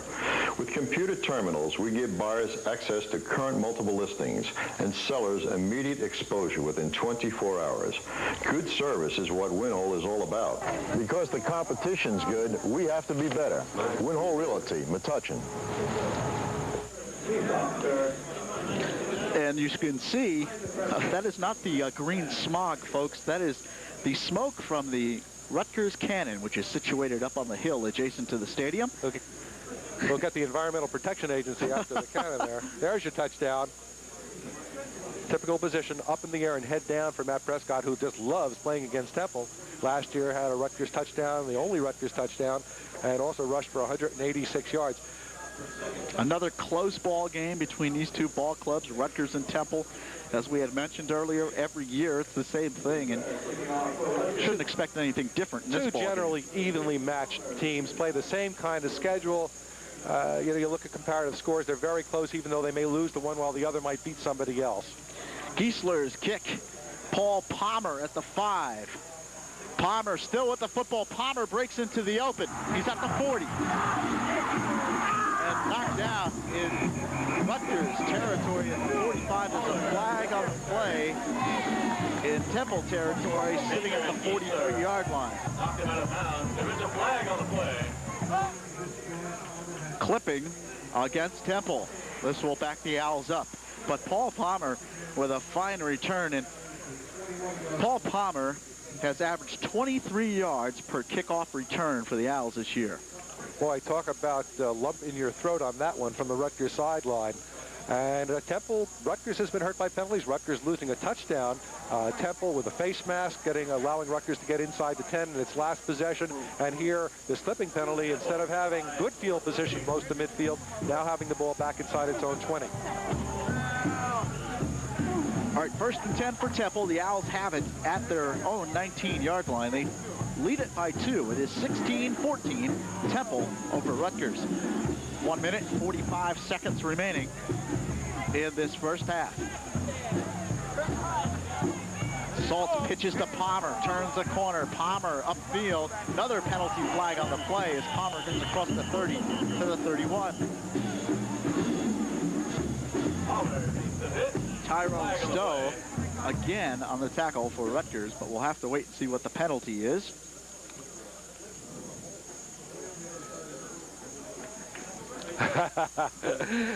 Started to indicate that the face mask was against Temple, changed his mind. And the referee, by the way, Vincent Price. Okay. Good thing this game isn't being played on Halloween. As the penalty is marked off against Rutgers up to the Temple 46-yard line. A little quid pro quo here. Rutgers getting a break on the penalty and the return, on the kickoff or return, and now all of a sudden we have Temple back to where it would have been just about after the kickoff. That's a good look at Paul Palmer. You just saw him as he He's scary, isn't he? Yes, in the Temple backfield. Holds 3 NCAA marks and 23 Temple University records. Saltz to throw. Fires. It is complete. The catch made by Willie Marshall. I believe he has a Temple first down. And I believe the first pass completion to Willie Marshall, who last year was their leading receiver, 40 receptions. This year, 28 receptions coming into today's game, but 14 of them in the last 2 games. He's gotten a lot of double coverage. Let's take a look at the play. Saltz, plenty of time. Marshall all by himself there. Willie Marshall projected as a pretty high draft pick. Senior out of Brown Mills, New Jersey. He has had 6 100-yard games. And again, 5 catches against Alabama last week, and that's his first catch here today. Saltz play action, fires, Marshall incomplete. Coverage by Gene Austin. Saltz had to hurry his throw as Rutgers had good pressure put upon him. Same pattern, only throwing it a little bit shorter. An out pattern, and that time it looked like he threw on the break and just thrown a little bit too high. 1 minute, 15 seconds remaining here in the second quarter as Temple trying to mount something here to get some more points on the board. They lead it 16-14. On the drop, Palmer crushed Harry Swain on the tackle. A loss of 2. Yeah, Lee Saltz and Bruce Arians and the rest of the crew over on the far sideline for Temple have to decide that we've had a lot of success throwing the ball. As we take a look at the play, look at that hit straight up, taking Palmer straight up. And when you look at the size, 180 pounds, 5'10" for Paul Palmer. Harry checks in at 6'5", 255. As we have Temple calling a timeout, that stops the clock with 46 seconds remaining in the first half. Okay, and there is a timeout on the field. The score is Temple 16 and Rutgers 14. And Frank LeBono down on the sidelines. Let's go down to Frank and see what Frank's doing down there. The Scarlet Knight cheerleaders are here, but where is the Scarlet Knight? He lost his head. He lost his head. Got a little out of hand. Got a little out of hand and lost his head. So we won't be seeing the Scarlet Knight tonight. Not today. Not today. Probably not until mid-basketball season. It was stolen about a week ago, and it'll take that long to replace it. Talking major surgery here, Lou. All right, Frank. Yeah, that's a tough situation when you lose your head. Wonder what the penalty for stealing a Scarlet Knight head is. 5 to 10? All right, 46 seconds remaining. 16-14, Temple leading Rutgers. Temple trying to at least get into field goal position here so they can tack on a few more points. Well, Lee Saltz has had great success throwing the ball, Lou, and again, with this much time left, it'll be interesting to see whether or not they try to go for it all. East Gloucester has had the Temple touchdowns, the 2 Temple touchdowns, and Temple also has a field goal from Bill Wright. Paul Palmer has but 30 yards rushing here in this first half. Come on, Paul! Temple not concerned with that right now, though. They're trying to get some points. Saltz to throw on 3rd down, in trouble, is taken down. Alec Hope on the sack. And that may have pushed and probably did push Temple out of field goal position. By number 69, Alec Hope. Let's see, we've got a timeout on the field. Rutgers, let's take a look at that play again. First it was Swain, and now you'll see number 69, Alec Hoke. Oh, right there. Here comes Alec. Some games being played today. Lee Saltz didn't have time to do anything. If he wanted to scramble, he just didn't have the opportunity. Rutgers defense, one of the toughest in the country. If any team figured to keep Cole Palmer's rushing totals down, it was going to be Rutgers. But the secondary pass defense has been an occasional problem for Rutgers this year. And voila, we look at the scoreboard. Temple leading at 16-14, and 12 of those points because of passes. Now Brian Cobb will be waiting for the Temple punt. He'll be down at the 10-yard line. 35 seconds remaining here in the first half. Rutgers should have 2 of its timeouts. Yes, still 2 of its timeouts remaining. And with very, very little time left, as we take a look at Bruce Arians, the Temple head coach. Bruce, I'm sure, will be very, very happy to get out of it, go into the locker room at halftime with this 2-point lead. But first, Ed Liberati has to get this punt off. Good snap, Liberati boots it away. Cobb calls for a fair catch and takes it at the 10-yard line.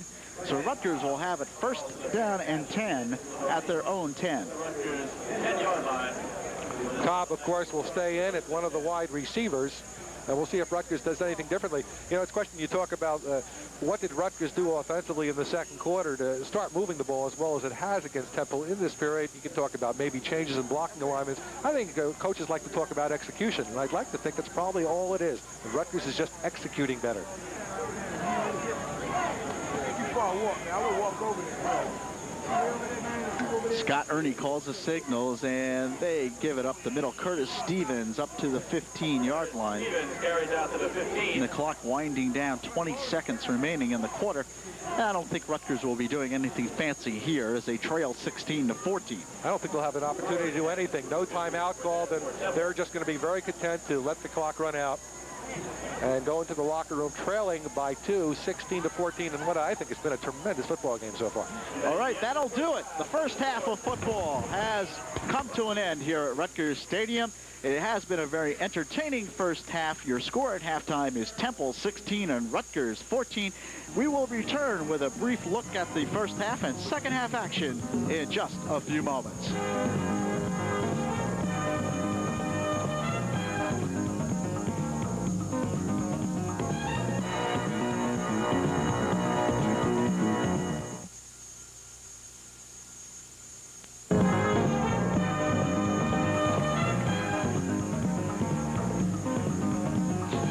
And welcome back to Rutgers Stadium in Piscataway. Lou Brogno along with Roger Cohen here on TKR Cable Television and the Cable Television Network of New Jersey, CTN.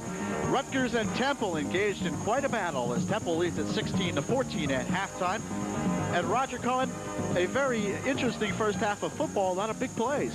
A lot of big plays, including one big play, a long halfback pass that went for a touchdown for Rutgers, but the man who caught the pass, Brian Cobb, was caught in motion, and so that entire touchdown play was wiped out. Rutgers still able to come back over and trails by just 2 at 16-14. Okay, and Rutgers versus Temple football is brought to you by, here in the second half, brought to you by Winhold Realty in Metuchen. Winhold Realty, your neighborhood realtor. And by Royal Chevrolet in Bound Brook. 50 years of commitment people have grown to trust. And by Gateway Oldsmobile in Bound Brook, New Jersey. Gateway is the great way to buy. All right, Frank LeBuono was down on the field in the first half. He should have a good feel as to what was happening. Let's go to Frank down on the field. All right, we won't go to Frank yet as he is preparing to get ready down on the field. And Frank had some interesting comments at halftime for both of us. He came up here, was telling us a little bit about some of the feelings, some of the things that were happening. Some adjustments that were made, the injury to Curtis Stevens, which seems to be okay. Shoulder popped out, has been replaced or set back in place, and we should be seeing Stevens in the second half. Okay, now I know that Frank is ready. Let's go to Frank on the field. Lou and Roger, let's face it, Rutgers came out in this ball game a little bit flat. When I spoke with Joe Gagliardi before he came on camera, he said, yeah, the team was a little flat. They had been a little disappointed in recent weeks, with some of the tough losses that they've had. They were expecting a bowl bid. They didn't get it, so they came out flat. Once they realized they could play with this Temple team, and these are the type of teams that Rutgers has to beat to be considered a serious contender, they started to play football. They made some strategic changes. Now, the linebackers were having trouble with Temple's blocking patterns. Now, linebackers don't only read the backfield, they read the blocking schemes along the interior line. Temple was showing them an unusual look, and they were confused. They adjusted to it. They shut down Paul Palmer. They're putting more pressure on the quarterback. As for injuries, Curtis Stevens' shoulders was popped out, popped back in. He's got full range of motion in his shoulder. He should be okay for the second half. We've got a good one on our hands. All right, Frank, Rutgers will be kicking off the Temple to begin quarter number 3, and we do have some halftime statistics, but we'll hold them until after the kickoff. Let's get the kickoff in first, and then we'll talk about some of the halftime statistics. Carmen Scalfoni will kick off for Rutgers as he tees the ball up at the 35-yard line, as the Scarlet Knights will be moving left to right on your screen in their home Scarlet uniforms. The kick is a line drive type kick taken by Paul Palmer inside the 10. He's to the 20. Palmer breaks the tackle. He's across the 25 to the 27-yard line. All right, statistically, in the first half for both clubs, and these are unofficial stats, but gives you some kind of idea as to what happened. Passing yardage, all Temple, 135 to 60 for Rutgers. Yards rushing, though, here's the key stat, Roger Cohen. Rutgers, 114 yards on the ground. Temple, but 51. And just 28 of those yards, as we have it, for Paul Palmer. Right. Total yardage fairly even. Temple with a slight edge. All right, 1st and 10 for the Owls, and the ball is at the Temple 25-yard line. Here's the pitch to Palmer. He cuts it inside. Paul Palmer with a nice run. Tyrone Stowe finally brings him down, but not before Palmer gets across the 35-yard line. First time that Temple has been able to turn the corner, and again, we talk about stopping Palmer. Well, Rutgers has stopped Palmer for a half. They still have two full quarters of football remaining, and it comes down to this. If Rutgers can stop Palmer and keep the pressure on Salt, and Rutgers can keep its offense moving like it did in the second quarter, then Rutgers should win this ball game. However, 2nd down and 1 for Temple at the 35. Palmer again has a first down. He's got plenty more. Paul Palmer showing his toughness as he bounces off a tackler and gets up to the 45-yard line. Derek Baker, the sophomore from Jersey City, on the tackle. There's the isolation on that first play. You see that nice room around the corner, and when Palmer gets a chance to accelerate, this is what Rutgers is fearful of. He gets a lot of yardage. On the play just past, there was a nice hole there. Again, Palmer with room to move and to accelerate. 2 plays, and Palmer has picked up 19 yards. 1st and 10 for Temple, just shy of the 45-yard line. Paul Palmer again. Now he's becoming the Temple workhorse. He picks up a couple of yards to the 47. Tom Duffy on the tackle for Rutgers. That time you saw the hesitation as Rutgers filling up the holes that time, and by the time Palmer was able to adjust, enough Rutgers people were there that Paul had no place to go. There's a comic book out, by the way. Paul Palmer pushing him for the Heisman Trophy. Very, very nice job. Al Schreier and his people in Sports Information at Temple. Really fun to read. Paul Palmer, 6th on the all-time NCAA rushing list. We'll talk a little bit more about that after this play. 2nd down and 7. Pitch to Palmer. Nice cut by Palmer. Louis Morrow made the first initial hit, and then Duffy came over to finish it off. Palmer gets across midfield to the Rutgers 48. You know, you talk about Paul Palmer, Roger, the 6th on the all-time NCAA list. He is ahead of Marcus Allen. Gives you some kind of idea what kind of runner Palmer is. The only people he's behind, Tony Dorsett, Charles White, Herschel Walker, Archie Griffin, and George Rogers. So he's got some pretty good company up on that list. 3rd down and 7 for the Owls. Driving the ball in their first possession of the 3rd quarter. Saltz pitches to Palmer. Paul Palmer turns the corner. He's got a Temple first down. He's across the 45 and down to the Rutgers 43-yard line. Would have liked to have been in the locker room at halftime in the Temple locker room to hear what Coach Kruzarians was saying. And again, the first half, really Temple came out throwing and got 2 touchdowns via the airwaves. Rutgers able to shut Paul Palmer down. Maybe they said, hey, this is Paul's last game. Let's go out. Hey, let's move, guys. Let's get off the line. Let's start opening up some holes. And we have seen in this opening possession in the third quarter, Paul Palmer running like, we didn't see this Paul Palmer in the first half. No, the strategy definitely different here for Temple in the second half. It's like two different games. First half, Lee Saltz was throwing the football around the field. This half, it is Paul Palmer left, Paul Palmer right, and Paul Palmer up the middle on that play. And Paul Palmer stuffed. Yes, Rutgers, good defensive play. Harry Swain stuffing it up the middle. Penalty flag on the play. Now it's deep back in the Rutgers secondary down at the 30-yard line. So we'll have to wait and see what the call is. It is personal foul against Rutgers. Dead ball foul after the play. So they'll move the ball 15 yards upfield. And instead of a second down and 10, it'll be a first down at the 25, 1st and 10. Now, Frank LeBuono had mentioned that the Scarlet Knights, he thought, came out in the beginning of the ball game a little bit flat. Well, it appears that that may be the case again here as we begin quarter number 3. Doesn't seem to be much spark on the Rutgers defense. Coach Dick, as you see that play and a good hit there, Harry Swain among those making the stop. Want to talk about the emotions in this game in a little while. The ball is down at the Rutgers 25, 1st and 10 for Temple. Lee Saltz gives to Paul Palmer, who goes off tackle, picks up a couple of yards. Harry Swain again on the tackle.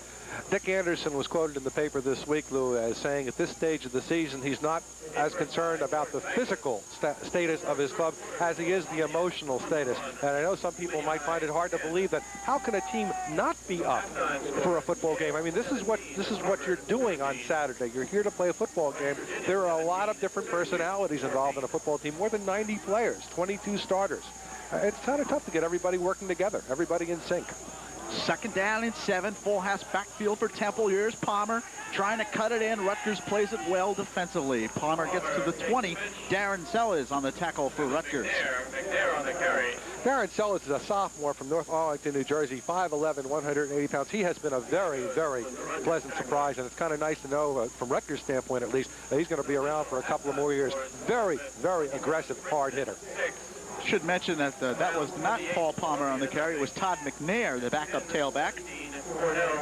Palmer's back in there now at the tailback position for Temple. 3rd down and 5 for the Owls at the Rutgers 20-yard line. Lee Saltz is confused and calls for time. So Temple will take their first time out. 10 minutes and 34 seconds are remaining here in this third quarter. There's a timeout on the field and a break in the action. The score is Temple 16 and Rutgers 14.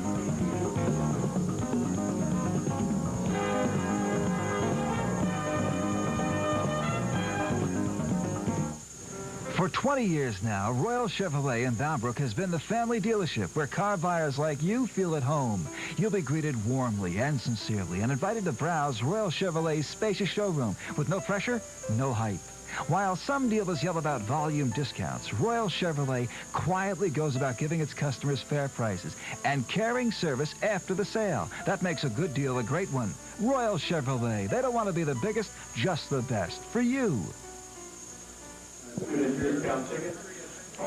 And there's a look at some of the media that is here at Rutgers Stadium. And Temple, the ball at the 20-yard line, has a 3rd down and 5. 10 minutes, 34 seconds remaining. No, it's a close game. Cheap seats. Whoa, sorry, very Roger. nice. There's Dick Anderson in that coat, the light coat with the dark inside. Not a very good timeout taken by Temple. May come back to haunt them later, should the game be close. Saltz calls the signals, back to throw. First pass of the second half. Fires, and it's incomplete. Steve Twomley over there probably wondering that if he had been a little bit alert, might have been able to pick off that ball. Intended for Gloucester, incomplete. The pass was intended for Gloucester. Yeah, Gloucester's been working on Twomley. Twomley was the man that he beat in that first touchdown, as we see Gloucester go to the sideline. I don't want to say it's not a good timeout. I think it was a necessary timeout, but they prefer not to take it. All right, Bill Wright in to attempt a field goal. He is 14 out of 20 on the season, as he kicked one earlier. 36-yarder. Yep, a 36-yard attempt. Kick is up. It is good. Bill Wright with the 36-yard field goal, and there's a timeout on the field. 10 minutes and 26 seconds remaining in the third quarter. The score, Temple 19 and Rutgers 14.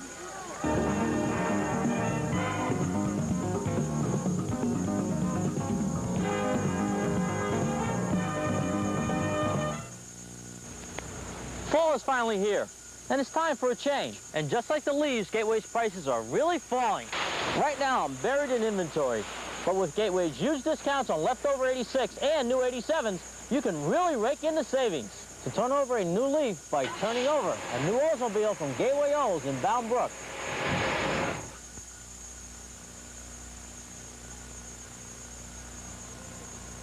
Gateway Oldsmobile, Route 22 in Bound Brook.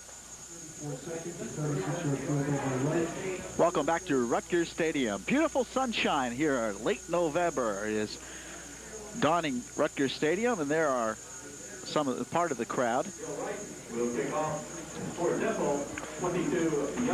Don't take this the wrong way, but I'll say Rutgers is happy with giving up just a field goal. Obviously, they prefer no points, but Rutgers trailing by just 5 here, 19-14. So Rutgers needs the touchdown to not only get back in the ball game, but to take the lead.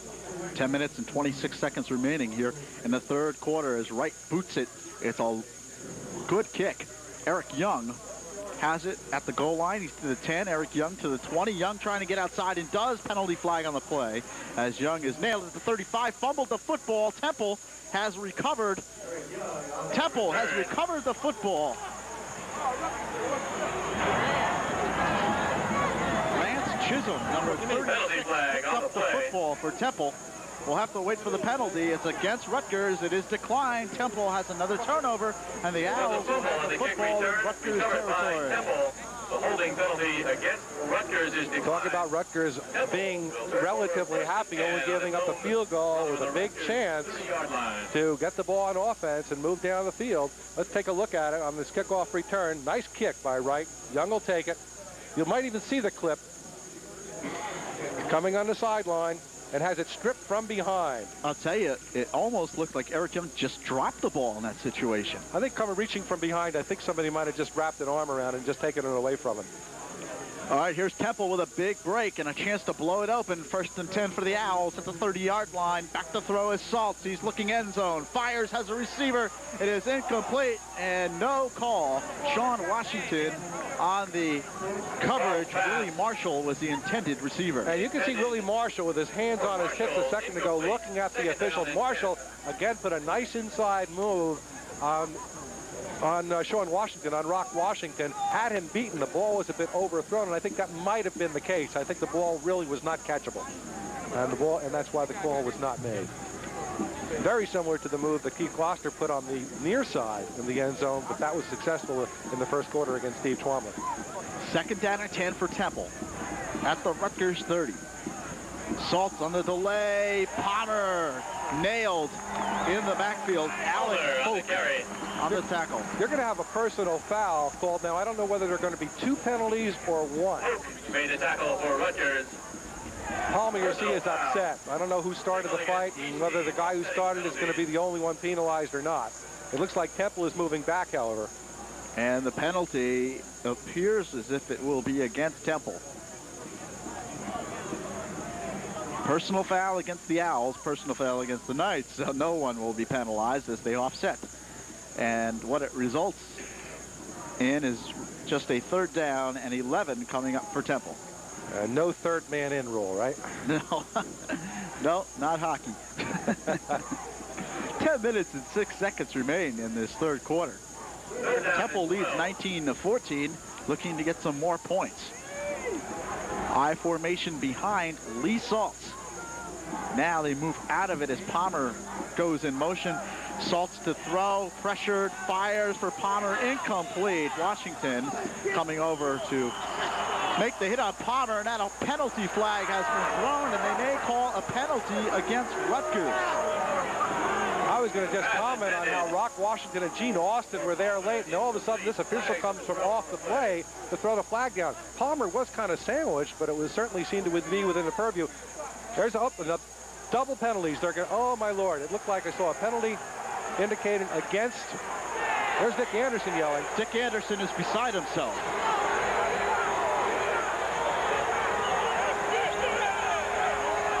I think he probably saw that hit on Paul Palmer, and it looked like a legitimate hit. But there's also a penalty, a flag back in the backfield, thrown at the 39-yard line.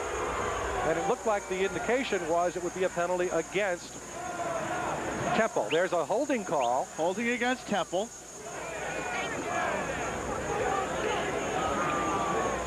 And now they'll have to sort this out. So the referee's taking over here in the third quarter. It is 19-14, Temple on top, in case you have just joined us. Just about 10 minutes remaining here in the third quarter. It's funny, we said at the beginning of the game that this would be a street fight. I didn't mean literally.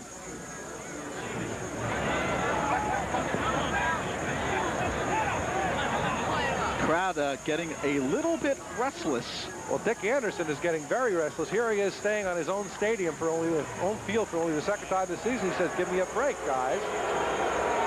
Now Lee Saltz is now coming on. And the referee had to push Lee Saltz away.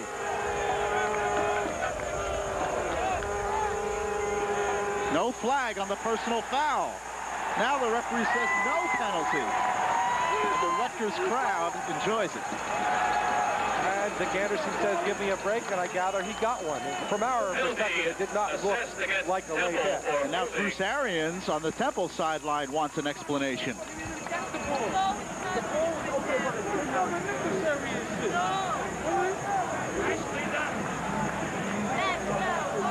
Can you read lips? Well, even if I could, I'm not sure I'd want to translate what Bruce is saying over there. Interference, but there's no way it could be caught. And again, there's a delay here as Bruce Arians wants an explanation, and rightfully so. I mean, he originally had the call go his way, and now they took it away from him. Well, if it stays where it is, it's going to be Temple ball third down. They've got the ball on the 42. Temple has to get to the 20 for a first down. And finally, I believe that we're going to be able to play football here.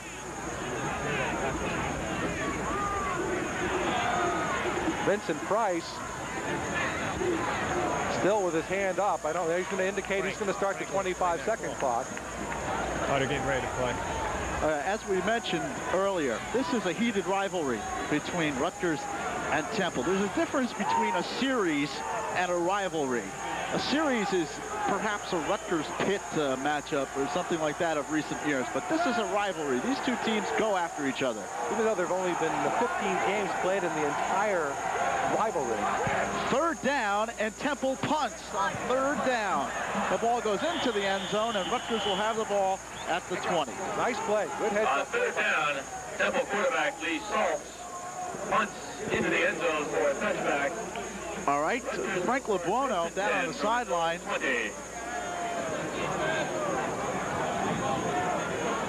And has I'm sure is trying to get an explanation. I understand Frank has an explanation. It would certainly be nice to get one. Well, we'll have to go to Frank when we get the opportunity. Rutgers, meanwhile, has a 1st and 10 at the 20.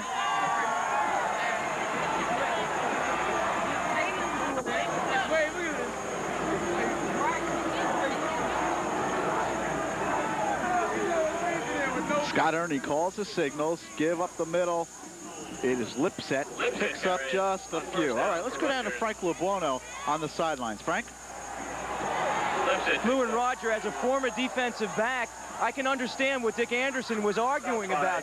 As a defensive back, you are trained to not only look for the ball, but for other keys. What the receiver shows you, where his eyes go, how he reacts to catching the ball by putting his hands up. That's all the Rutgers player was doing when Paul Palmer tried to catch the ball. He reacted to that. Even though the ball was over his head, he reacted to the offensive player's movement. That is legal. Dick Anderson won that case, and rightly so. Prescott is ruled incomplete. All right, Frank. Rutgers incomplete on 2nd down, so a 3rd down and 8 coming up for the Scarlet Knights. And an eminently catchable ball. I don't know whether Prescott would have been able to turn it upfield. There was good coverage over there, but Matt was juggling it around, then got a hit about the 25-yard line and couldn't hang on to it at all. So Rutgers, as it did throughout the first quarter of this ball game, having 3rd down and very long yardage. Receiver split left and right for the Knights. On 3rd down, Ernie to throw. Fires, it is caught by Young. Eric Young with a nice move. And nailed at the 20-yard line. Larry made the tackle. And there was a second difference. If Brian Cobb could have been over there to make the block, if we can get a replay on that, you might have seen Cobb coming in from the right. He had the angle, but just couldn't get there in time to get Young free. Let's take a look at that play. This will take a little while to unfold as he cuts back toward the middle. Let's go to the live play. Lipset spins to the 15-yard line, picked up 3, 2nd down and 7 coming up for Rutgers. Rutgers seriously bidding for some points here. They trail 19-14 with 8.5 remaining third quarter. And being urged on by the Rutgers fans, as you can see.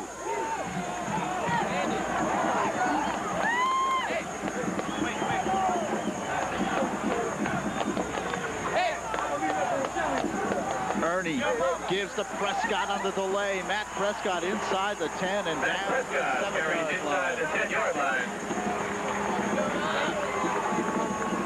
Jeff Ward on the tackle for Temple. While we have the chance, let's certainly give credit to the interior Rutgers line, offensive line that's done a real fine job, especially in the second quarter and here in the third quarter.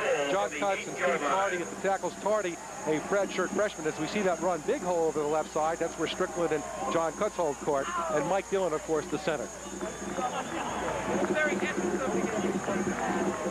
Now we're going to score, man. I feel it in my bones. Feels like... Here's the pitch to Prescott. Matt Prescott turns the corner and gets inside the 5, down at the 4-yard line. Takes the pitch. Kirk Drukenbrud on the tackle for Temple. Rutgers, meanwhile, will have a 2nd down and goal at the 4-yard line. Knights looking to punch it in and take the lead. They trail 19-14.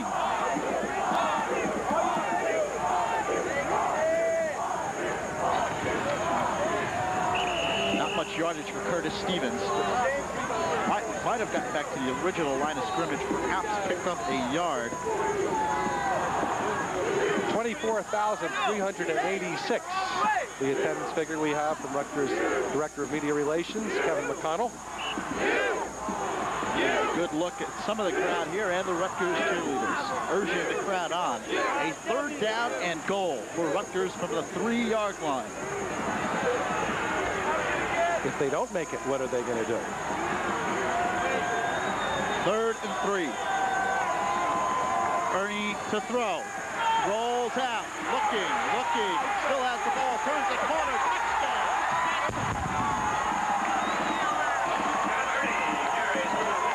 There's the freshman who's growing up. He had a man swing in the left corner of the end zone, but he looked, at least to me, to be off balance. Saw that he had the corner. I think earlier in the season, he might have tried to throw the ball. And those guys are happy as they get to fire the cannon. 20-19, Rutgers has taken the lead. A 3-yard touchdown run by Scott Ernie. Smile, Coach, smile. There's a little bit of a smile. Dick knows that there's still an awful lot of time left in this ball game, and if Rutgers converts here with Doug Giesler, it'll just be a 2-point lead. They're going for 2. Scott Ernie brings the Knights up as they go for the 2-point conversion. Man in motion is Brian Cobb. Ernie to throw. He's looking for Cobb. Now fires. Campbell's got it.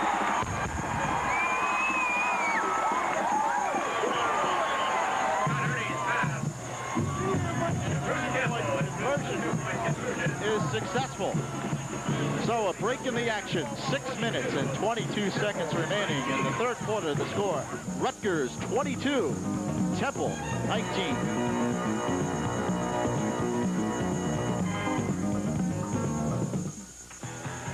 If It's tip-off time for college basketball.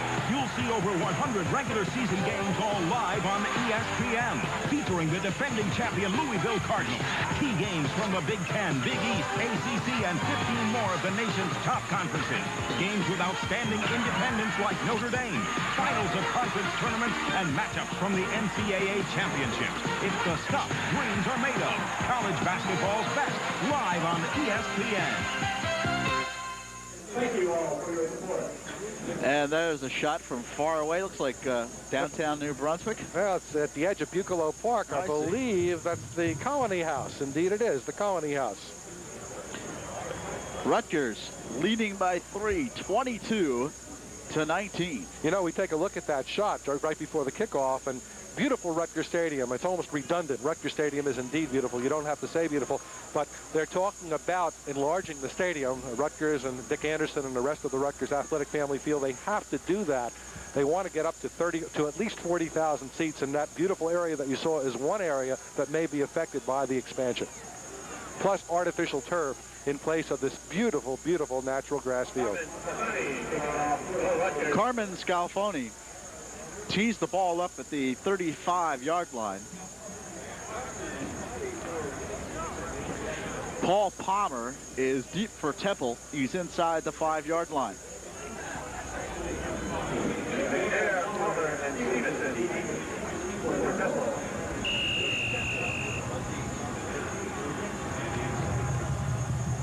Scalfoni's kick, a high kick taken by Palmer at the 15. Paul Palmer at the 20. Trying to get outside, turns the corner. Palmer at the 30. And across the 40-yard line, another excellent run back by the Heisman Trophy candidate Paul Palmer. Darren Cellis on the tackle. Tripped up by Darren Cellis. Every time Paul Palmer touches the ball in that kind of potential open field situation, I'm sure all of... Oh, there's the touchdown. Scott Ernie. And he's in. But getting back to Paul Palmer, he's a real nerve-wracker. Scott Ernie certainly nerve-wracked the Temple defense on that touchdown run. Here's the pitch. Palmer cuts it upfield. Paul Palmer across the 50 into Rutgers territory at the 46-yard line. Darren Sellers again on the tackle. They're becoming familiar. Hoffman and Sellers. Temple in the second half, at least thus far, with about just under 6 minutes remaining in the third period, opting to go to Palmer, one, more frequently, and two, instead of running him from tackle to tackle, trying to have him run on sweeps, and they've been much more successful this time out.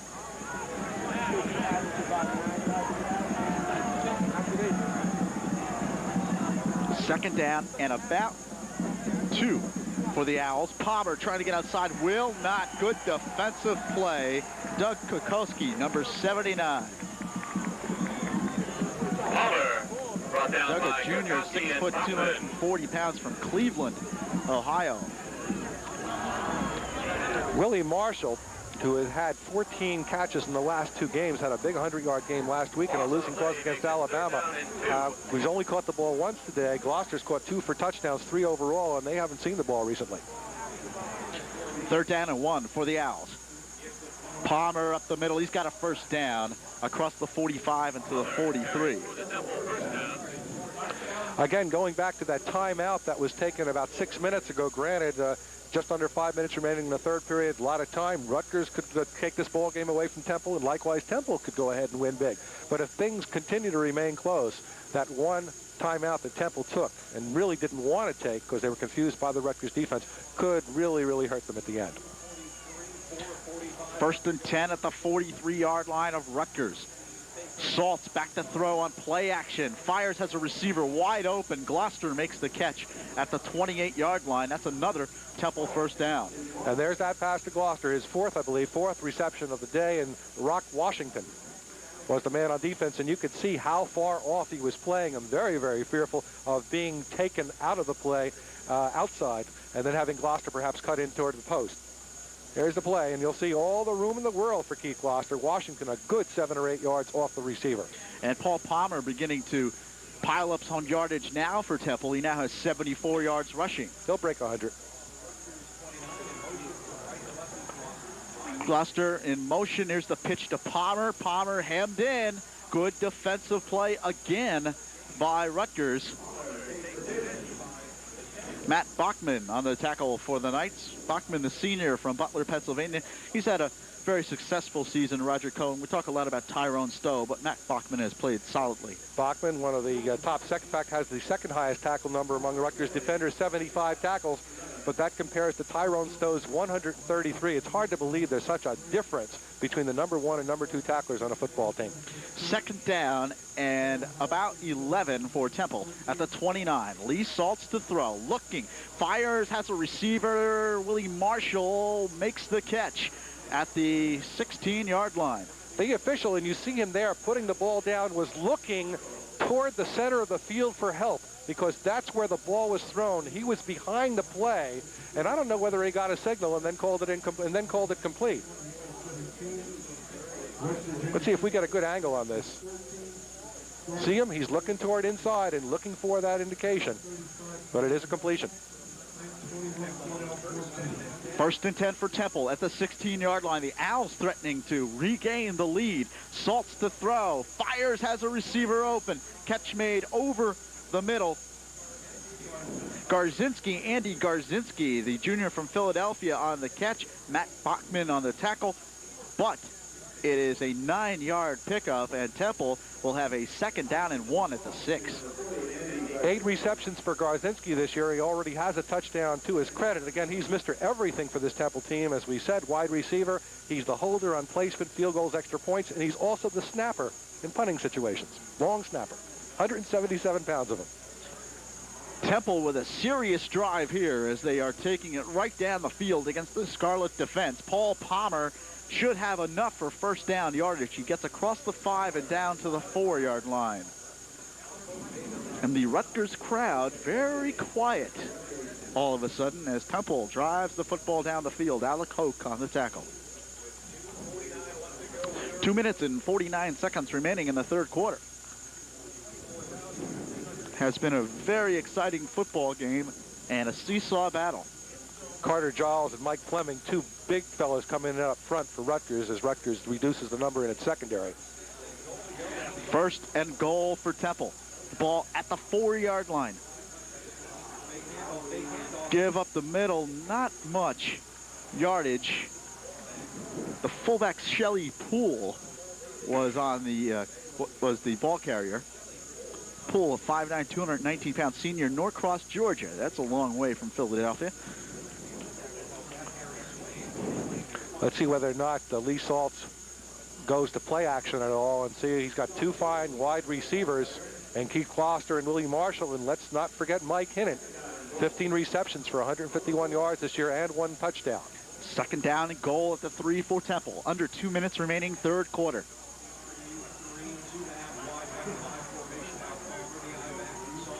Back to throw is Saltz. He fires corner of the end zone. Marshall incomplete. Got tangled up momentarily with Sean Washington, but no flag. Chellis was there along with Rock Washington. They had very, very good coverage on Gloucester and Willie Marshall. It looked like to me Lee Saltz just threw the ball away, Lou. Willie Marshall had but 1 touchdown reception this season coming in. So that's kind of a rare scene as far as Temple is concerned. Number 85 coming in for Temple. I believe that's Mike.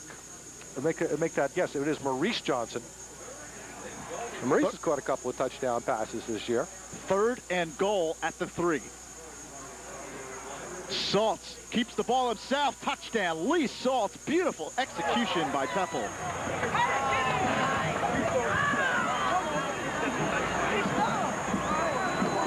Saltz scores the touchdown on the keeper. Beautifully executed play by the Owls. They had the Rutgers defense caught a little bit flat-footed on that situation. And Temple has bolted back into the lead. The Owls lead it by 3, and they line up for the conversion. Bill Wright on to attempt the point after.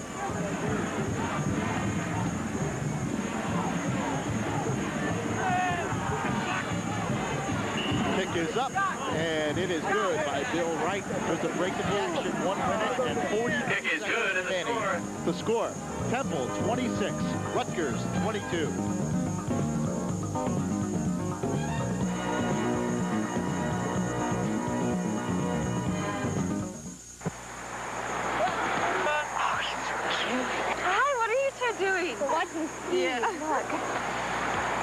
He is so good. I'd love to meet him sometime. He doesn't smoke. Yeah, he doesn't even want to be around smokers. Come on, Kathy, get with it. Smoking's out. Yeah. Don't be left out of the crowd. Don't smoke. The American Heart Association. We're fighting for your life. This is Rutgers' last game of this 1986 campaign, of course, against Temple, but they have a couple of interesting schedules coming up in the next couple of years, Roger. Very good article in a weekly sports magazine of note. I think I'll mention the Sports Illustrated this week, talking about schedules, pointing a finger specifically at Miami and Penn State, and talking about cream puff schedules. And a lot of people say that if you want to get into bowls and you want to make money by getting into bowls and getting on television, you can't play somebody tough every week. Well, you got to play some people that you might be able to knock off on a regular basis. We'll talk about some of the people that Rutgers has lined up, not that they're cream puffs, but I think more in line with what Rutgers people like to think athletically as well as academically. Nice move by Brian Cobb. He gets across the 20 into the 22, and Rutgers will have the football first and 10 at their own 22-yard line. They trail 26-22. I think next year is a very, very good example. In 1987, at home on October 10th, Rutgers will be playing Duke. And then October 31st, 3 weeks after that, they'll be going down to Vanderbilt. Two very, very good schools academically, and they have a pretty good, decent athletic tradition as well. And again, they'll play Vanderbilt the following year in '88, as well as Michigan State, by the way. Back to throw is Ernie. Rolls out right, fires, it is caught! Brian Cobb on the reception, originally tipped, though, by Purvis Herder, number 20 for Temple. So Rutgers catches a break. And Brian Cobb did a good shot. He's very fast. You can see Scott Ernie coming over. I think basically to talk to his coach. But here, let's take a look at that. Herder stuck up that right hand, but couldn't deflect it enough or couldn't knock it down. And very alert Brian Cobb, who you see did have a little bit of wind taken out of his sails, but I would imagine we'll see him back in short order. Well, Brian is smiling, so obviously he feels okay. Larry Bruton and Eddie Parker put a sandwich on Cobb. First down for Rutgers at the 40-yard line. The Knights trying to get something going. This is the type of ball game it's been. 26-22, Temple in the lead. Here's the give. Prescott nailed in the backfield. Good defensive play by Temple. Prescott gets the handoff. Jeff Ward, the defensive end, upended Prescott before he got to the line of scrimmage. And now a second down and 11 coming up for the Scarlet Knights. But again, Rutgers still being able to move the ball. Got a break 2 plays ago on that deflected pass. But Rutgers, like you said, as Frank said, feeling comfortable now that it can move the ball against Temple.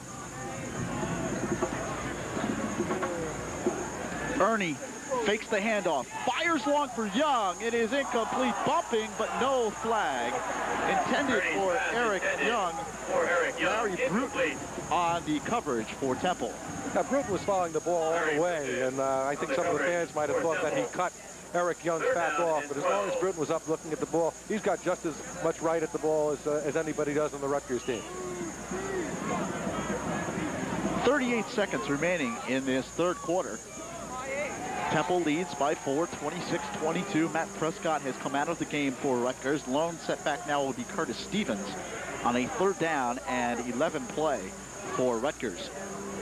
Knights looking to put it up. Ernie throws over the middle. He's got his receiver. That's Brian Cobb. He's got a Rutgers first down across the 45. Frank Bonjavengo. Ernie to Brian Cobb for the Rutgers first down.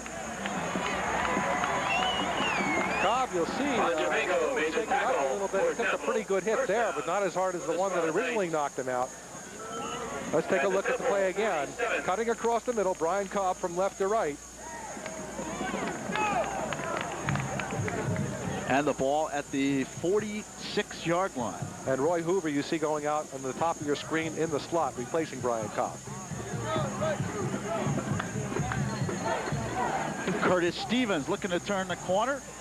Still trying to get outside. Does. Picks up a few as he gets to the 42 before Eddie Parker jumped on top of Stevens and went for a ride. That's number 3, but let's give credit to number 27, Terry Wright, playing on the outside there. He turned Stevens back in. He cut off the outside from him. Stevens gained 5 yards, second down and 5. And time is winding down here in the third quarter. Scott Ernie comes over. They won't get another playoff, and that'll do it. We have played 3 quarters of football here at Rutgers Stadium. The score at the end of 3 is Temple 26, Rutgers 22.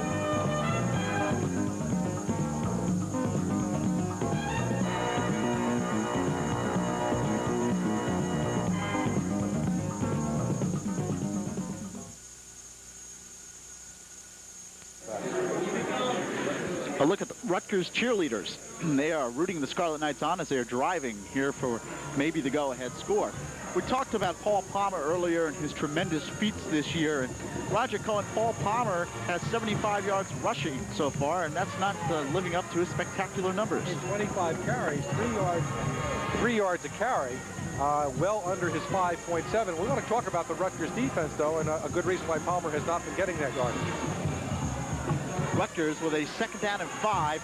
Prescott shakes away from one tackler and then maybe gets back to the line of scrimmage. Again, it is Eddie Parker on the tackle for Temple. But Bob Volkoskis, number 53, a reserve linebacker, who was last year's leading tackler, by the way, got hurt during spring practice, I believe during the spring game, and really has not been himself this year. Rutgers has stopped Penn State's DJ Dozier, 54 yards. Cincinnati's Reggie Taylor, 61.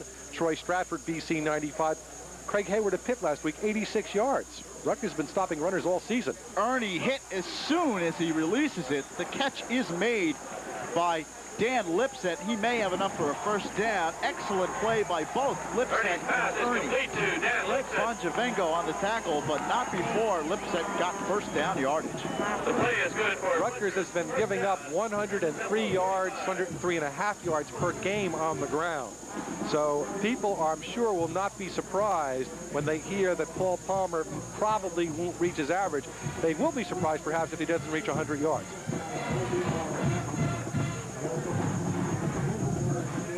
Ernie fakes the handoff, dumps it out, almost pulled in by Lipset. Got one hand on it. Bob Pilkostas again on the coverage out there with Lipset. Paul Palmer is, again, getting back to Palmer. And let's face it, he is the center of attention here today, a Heisman Trophy candidate. He has just 75 yards, but it is his worst average per carry this season in this game. So he had 67 against Brigham Young and 96 against Penn State. That was the lowest.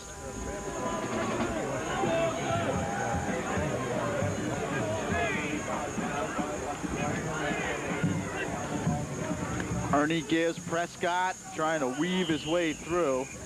Picked up a few, got to the 31-yard line. Chris D'Amico on the tackle. Third down and about 7 coming up for Temple. And always a measuring stick in a way, if you will, a third down conversions. Rutgers has been having a little bit of trouble with that, especially in the last couple of weeks. Now third and a very makeable 7 yards. Scott Ernie, 4 for 7 here in the second half. In a passing situation, fires, catches not made. Momentarily held by Eric Young, but he would have been out of bounds, I believe, anyway. Yeah, it looked like the official was indicating, even before he dropped the ball, he was indicating that the pass would not have counted.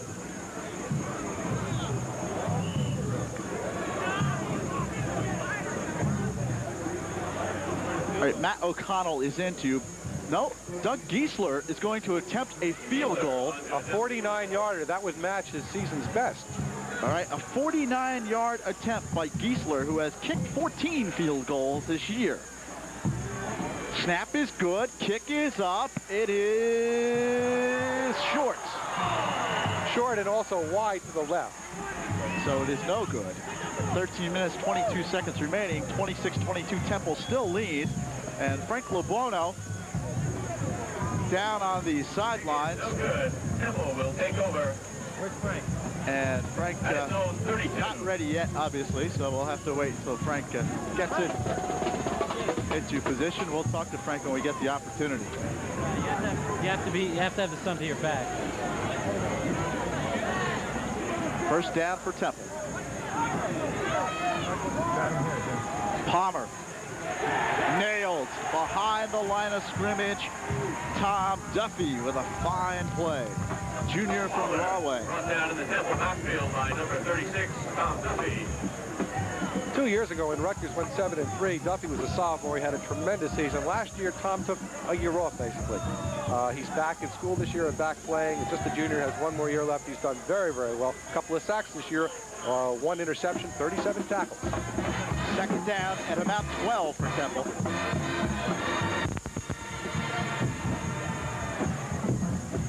Pitch to Palmer. Paul Palmer gets to the 35-yard line and is knocked down, so it'll be a third down coming up for Temple. All right, Frank LeBuono is on the sidelines with Mark Peterson, Rutgers basketball player. Let's go down to Frank. With Mark Peterson from the Scarlet Knight basketball team. Mark, you open your season next week. What can we expect from the Scarlet Knight Hoopsters in 86-87? We've got a pretty much rejuvenated team, and everyone's pretty excited about this coming season. We have a totally changed starting lineup, and the young guys that came in, they're going to do pretty well. And we're also excited about our schedule. We have a couple of pretty tough opponents. Right, the likes of Louisville, St. John's, Virginia, the ECAC Holiday Tournament. Well, we start off against Georgia Tech in the ECAC tournament, and that should be a pretty tough game. It'll be a pretty good game for us because if we can at least stay close or beat them, you know, it'll say a lot for our program. And, you know, that's pretty much what we want to do. We don't want to get blown out any this year. You know, of course, we want to win it all, you know, win all the games that we can. But we at least want to try and stay close this year. All right, well, good luck to you, Mark, and thank you for joining us. All right, thank you. All right, on the punt return, here's Roy Hoover, who has the football, and a penalty flag on the play as Hoover gets it back to the 35. Again, probable clipping call, and Temple players indicating that the penalty is indeed against Rutgers. Hoover backfielding punts instead of Brian Cobb. There's your clip. And here's a clip. This will back the Scarlet Knights up. Rutgers, again, going back to third down conversions. Pittsburgh very successful against the Scarlet Knights on third down last week, although, as we mentioned earlier, Rutgers coming close, you know, almost doesn't count. There's been no question today. Rutgers really giving trouble to Lee Stallings on third down, and Rutgers able to get the ball on the exchange. But here, instead of having the ball up around the 40, they have the ball all the way back down inside their own 15. All right, 1st and 10 for the Knights. And the ball marked at the 14-yard line. 11 minutes, 27 seconds remaining in the 4th quarter. Ernie to throw. Looking, dumps it out. Roland Banks makes the catch, and he's nailed at the 18-yard line. Passes to number 25. Purvis Herder on the tackle for Temple. Purvis Herder made the tackle. Taking a look at that play again, and you'll see Herder really line up to take a good shot. Here it comes. Good tackle. Grab with the left hand and shoulder from the right side, but still 5 yards. Good, almost 5 yards. Good first down pickup. 2nd down and 5 for Rutgers at the RU 17. Ernie throws and kind of looked almost like that option play like we saw before, but this time Eric Young makes the catch and turns upfield. He's close to first down yardage. He may have enough. Ernie's pass is to Eric From the chains, it looks like he has to get 2, and they indicate it is a first down. Kirk Drukenbrud on the tackle, but it is a Rutgers first down just shy of the 25-yard line. Seems to be an injury on the field. Somebody's shaking up. Purvis Herder, the rover, back for Temple. He's walking off the field very gingerly. Purvis Herder, the most experienced man in that defensive alignment for the Temple Owls. Excuse me, Roger. There's a look at the Rutgers cheerleaders. 2nd down, and now another problem. What could this be? The Knights came up to the line of scrimmage, and the referees told them to go back. Not ready to start the 25-second clock, and there they go now, and start the game clock as well. 10 minutes, 40 seconds remaining in the game. Temple leads it 26-22. Ernie pitches. This is Prescott. Matt Prescott looking to get outside. Does. He's up to the 29-yard line. Might have picked up about 4. Steve Domanoski, who leads Temple with 89 tackles coming in, makes the tackle on this play as well. Steve Domanoski and Jerry Wright provide on the stop for Temple. Matt Prescott, you know, we talk about red shirts, and we have a problem. We say, well, what is he? Is he a junior? Is he a sophomore? Is he a sophomore? Is he a freshman? Well, in the case of Matt Prescott was a red shirt, a medical red shirt his freshman year. He'll actually be graduating in June, but he's got another year of eligibility, and he's going to come back and be a graduate student and play another year of football. Scott Ernie to throw. Looking now, still looking. Holds on to the ball, takes a vicious hit. And is knocked down. There's a flag up, a flag upfield at the 41. I believe there'll be some defensive holding. Okay. We'll have to wait and see. Lee Getz seems to be happy about it, the co-captain of the Rutgers team. Let's get the call. It is holding against Temple. Signal against Temple.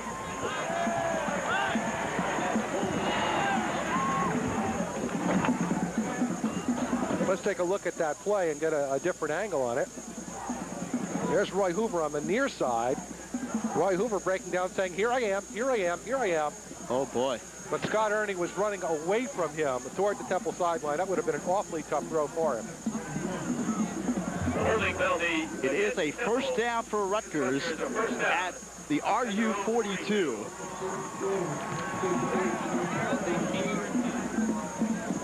Last person who scores wins the game. It's the way this game has been going.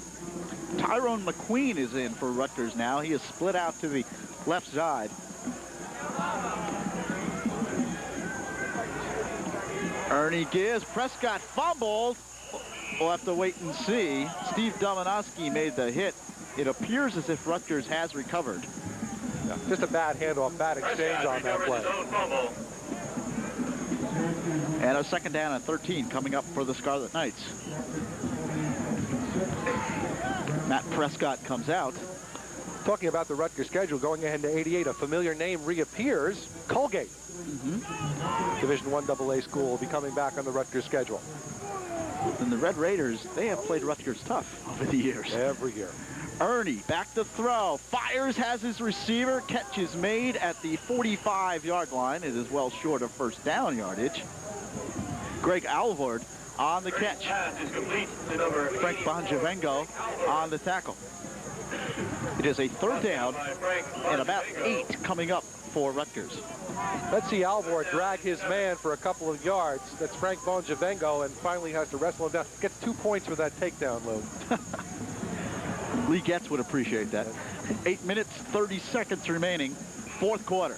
Whistle. Timeout Temple. Owls confused on defense. Called for time. That's their second timeout of the half. 8 minutes, 31 seconds remaining. A break in the action to score. Temple 26, Rutgers 22. Again, an awful lot of ifs as we take a look at the crowd. Oh, we're in a break?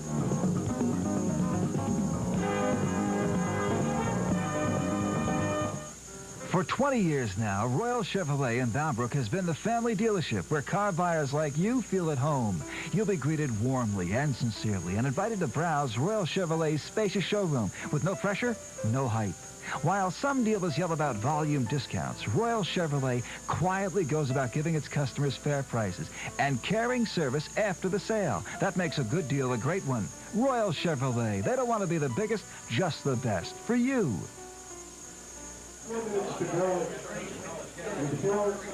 There's a look at some of the crowd here at Rutgers. Flo, we talk about timeouts again. Was that a bad timeout? Temple has just one remaining. Well, if they were confused by the defense and on this third and long for Rutgers, if Rutgers would have succeeded, if they didn't take it, they should have taken the timeout. If they stop them now, it will be a very good timeout. Third down, Ernie to throw. In trouble. Does get it away. Intercepted. Intercepted by Frank Bonjavengo. Fine play by Bonjavengo. Ernie's pass. Scott Ernie throwing the ball when he should not have. He should have taken the sack, but again, the situation, you're 3rd and 7. You take a chance. You take a chance, and unfortunately for the Scarlet Knights, it didn't work out. That's the second interception of the game for Ernie, who now has 11 interceptions on the year. Still a lot of time, just a little bit under 8.5 minutes, but if Temple scores here, Temple leads by 4 now. Rutgers going to be in deep, deep trouble. 1st and 10 for Temple. Ball at the Temple 48-yard line. Lee Saltz back to throw, looking to go up right away. fires, goes for the short man. That's Shelley Poole, the fullback, who makes the catch. Penalty flag on the play. Looks like it might be a face mask. Alec Hoke was the man making the stop and reaching up over the back. Salt's pass is complete to Shelley Poole. And there's Dick Anderson saying, what are you talking about? Well, he's talking about a face mask is what he's talking about. And Dick out on the field. Of course, Coach Anderson not supposed to be out there, but he's not happy about the call. Step back.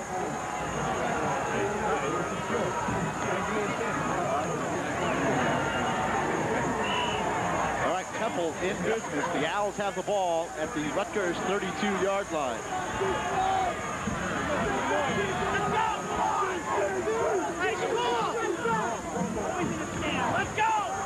Paul Palmer.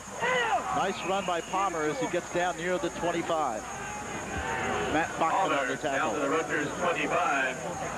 Well, let's see whether or not that penalty took any oomph out of the Rutgers defense, which it can ill afford to lose at this point.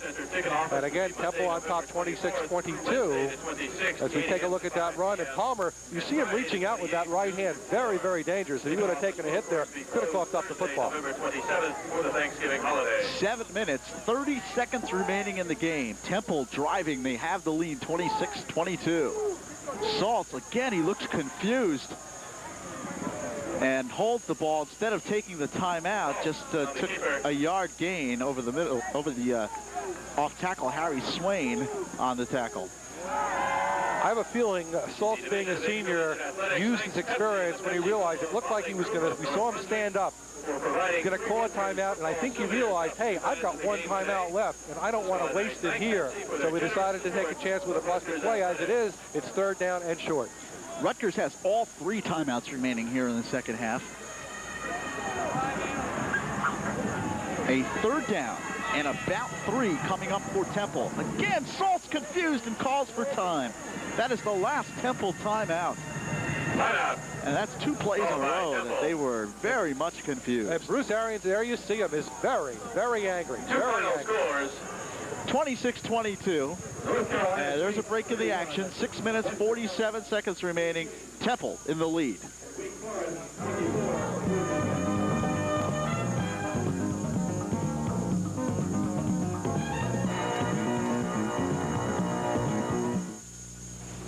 Congratulations and good luck. Amboy Madison Home Equity Ready Credit could be the last loan you ever have to ask for. It's ready cash you can borrow instantly for any purpose at any time. You simply write a check for whatever you need, and there's no processing fee when you apply. So stop by or call any convenient Amboy Madison National Bank. Take advantage of the equity built into your home with Home Equity Ready Credit. Texas A&M 53, TCU nothing. And welcome back to Rutgers Stadium. It's a Roman aqueduct, isn't it? Yeah. Looks like the train trestles, perhaps. 3rd down and 3 for Temple. Saltz to throw, in trouble, gets it away though, and the catch is made. Shelley Poole has a 1st down. He's got more than that. Shelley Poole inside the 10 and to the 9-yard line. The pass was to Big play for Temple. Sean Washington finally makes the tackle. I think Rutgers took a chance. Well, maybe we'll take a chance to take a look at that play again. Rutgers took a chance and rushing from the outside, blitzing from the outside, hoping to get to the quarterback. Left Shelley Poole uncovered.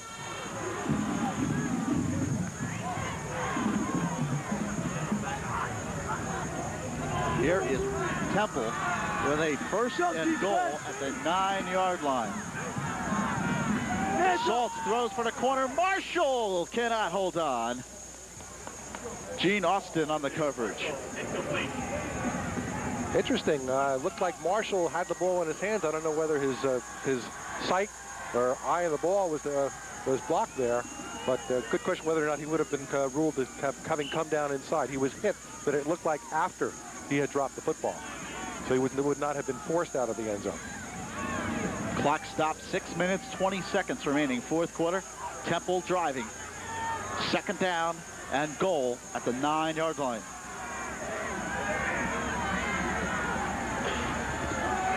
Salts for Gloucester, incomplete. Almost the same type of pattern this time run by Gloucester. Gloucester indeed running the same pattern that Marshall did, actually taking it inside on Gene Austin and then cutting back outside towards the corner. And just a simple timing pattern, but not so simple when you try to make it work as the ball was overthrown.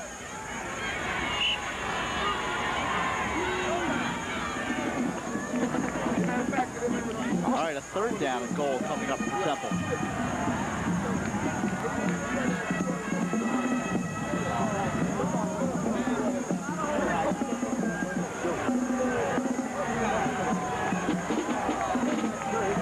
Salts to throw. It is tipped and almost intercepted. It wasn't. Nope, incomplete is the call. Gene Austin almost picked it off. And now Temple, I believe, will get field goal position as Hill Wright comes in. He has kicked 2 so far today. A field goal here as we take a look at that play. Cutting in, Gloucester thrown a little bit behind him. And again, as you mentioned, Gene Austin, this would give, if it's successful, would give Temple a 7-point lead, 29-22. Garzinski to hold. The kick is up. It is good. So Wright makes the field goal. It is Temple 29, Rutgers 22. 6 minutes and 10 seconds remaining. Well, I'll go back to what I said about the last team with scores will win the game. I don't know, because I think if Rutgers comes back and can score, well, it'll be 29-28. And you know, I think, what Dick Anderson would do. Dick Anderson will go for the win. I would think so. He'll go, yeah, right? Very definitely. He would go for it. So maybe indeed that would be the case with just over 6 minutes. And there's the man. It was there for a little bit. Dick Anderson. If Rutgers loses this ball game after going 5-2-1 and pleasantly surprising a lot of people, Rutgers would have lost 3 consecutive ball games. A very sad way to end what had been a really very, very successful season. On the Paul Palmer watch, unofficially, Paul Palmer, 28 carries, 83 yards in the game. So he only needs 140 yards to break 2,000. There's a look at the bubble here on the campus of Rutgers. That's the indoor practice facility for the Scarlet Knights. 4-lane track, as well as an indoor artificial turf facility and a brand new, beautiful training facility, training center going up across the way on top of the east stands that you might have caught in some of our shots. All right, the Owls will kick off. Tyrone McQueen bobbles the ball at the 10, now picks it up. He's at the 20. McQueen is met and brought down at the 25-yard line.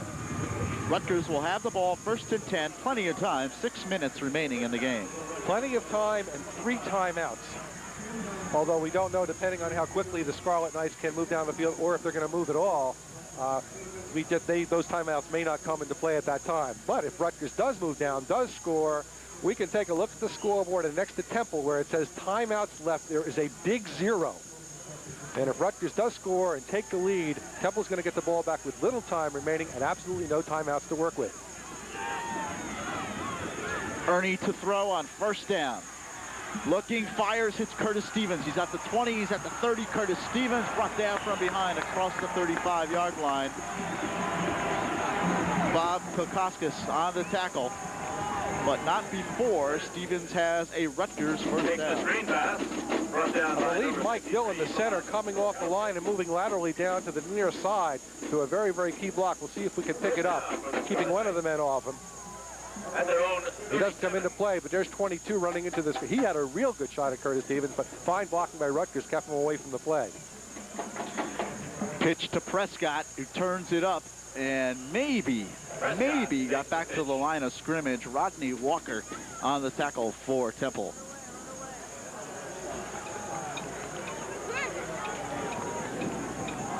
.5:25 and counting down. Rutgers faced with a 2nd down and 9 at the RU 37. I left the house this morning. I said, gee, I hope it's a good ball game.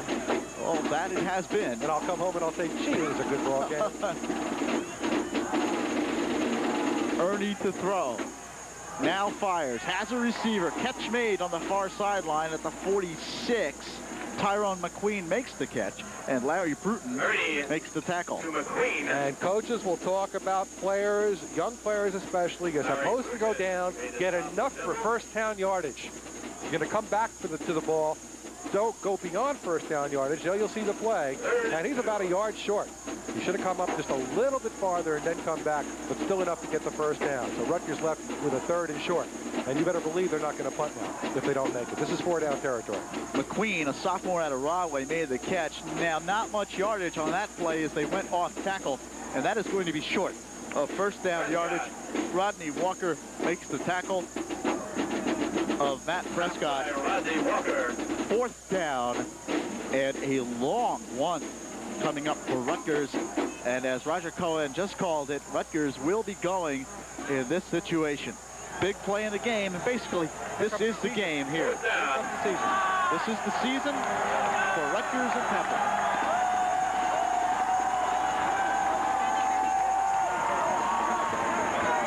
Ernie in trouble. Does not get first down yardage. Temple has held. Frank Bonjavengo chases Ernie out of bounds, and Temple has come up with the big defensive play as they begin to celebrate on the Temple sideline. Give credit to Rutgers that on a 4th and short yardage, it didn't try to run the football. They had enough faith in Scott Ernie to let him put the ball up. However, good coverage defensively by the Temple Owls. There's a very, very happy Temple team as we take a look at the play. Look at the way they're forcing him wide. There's Bonjavengo forcing him out of bounds. And in case he wasn't able to do it, Terry Wright was there on defensive coverage for Temple. Temple first down and 10 at the Rutgers 45. 4 minutes, 19 seconds remaining. Paul Palmer gets a couple. Tyrone Stowe on the tackle. Want to get some crowd sound? By Bankos and Stowe. Still not time for Rutgers to use any of its timeouts. And really not time to just give the ball to Palmer and say, let's just plug away.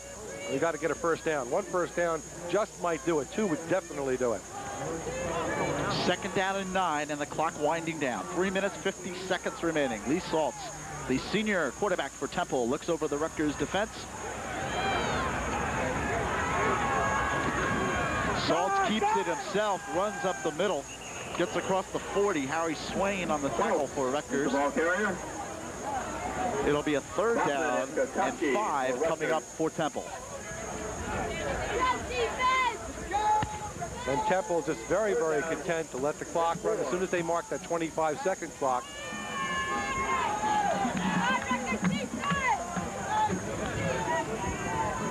down to 17 seconds now, but meanwhile the game clock runs 3:10.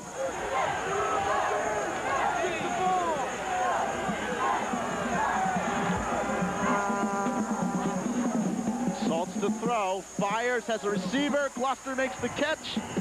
It is a first down for Temple. They'll stop. Excuse me, Roger. Steve Twomley on the tackle, but too little, too late in that situation. And Rutgers, they'll stop the clock now as they move the chains up with just under 3 minutes remaining in the game, Lou, and Rutgers will have to start taking its first down. There you'll see Saltz firing the football. And Twomley not playing that far off, but again, an experienced, well, a more experienced receiver. Gloucester is a junior, had a couple of good years behind him, and there's a guy who goes beyond first down territory and comes back to the football. There's a good look at Scott Ernie.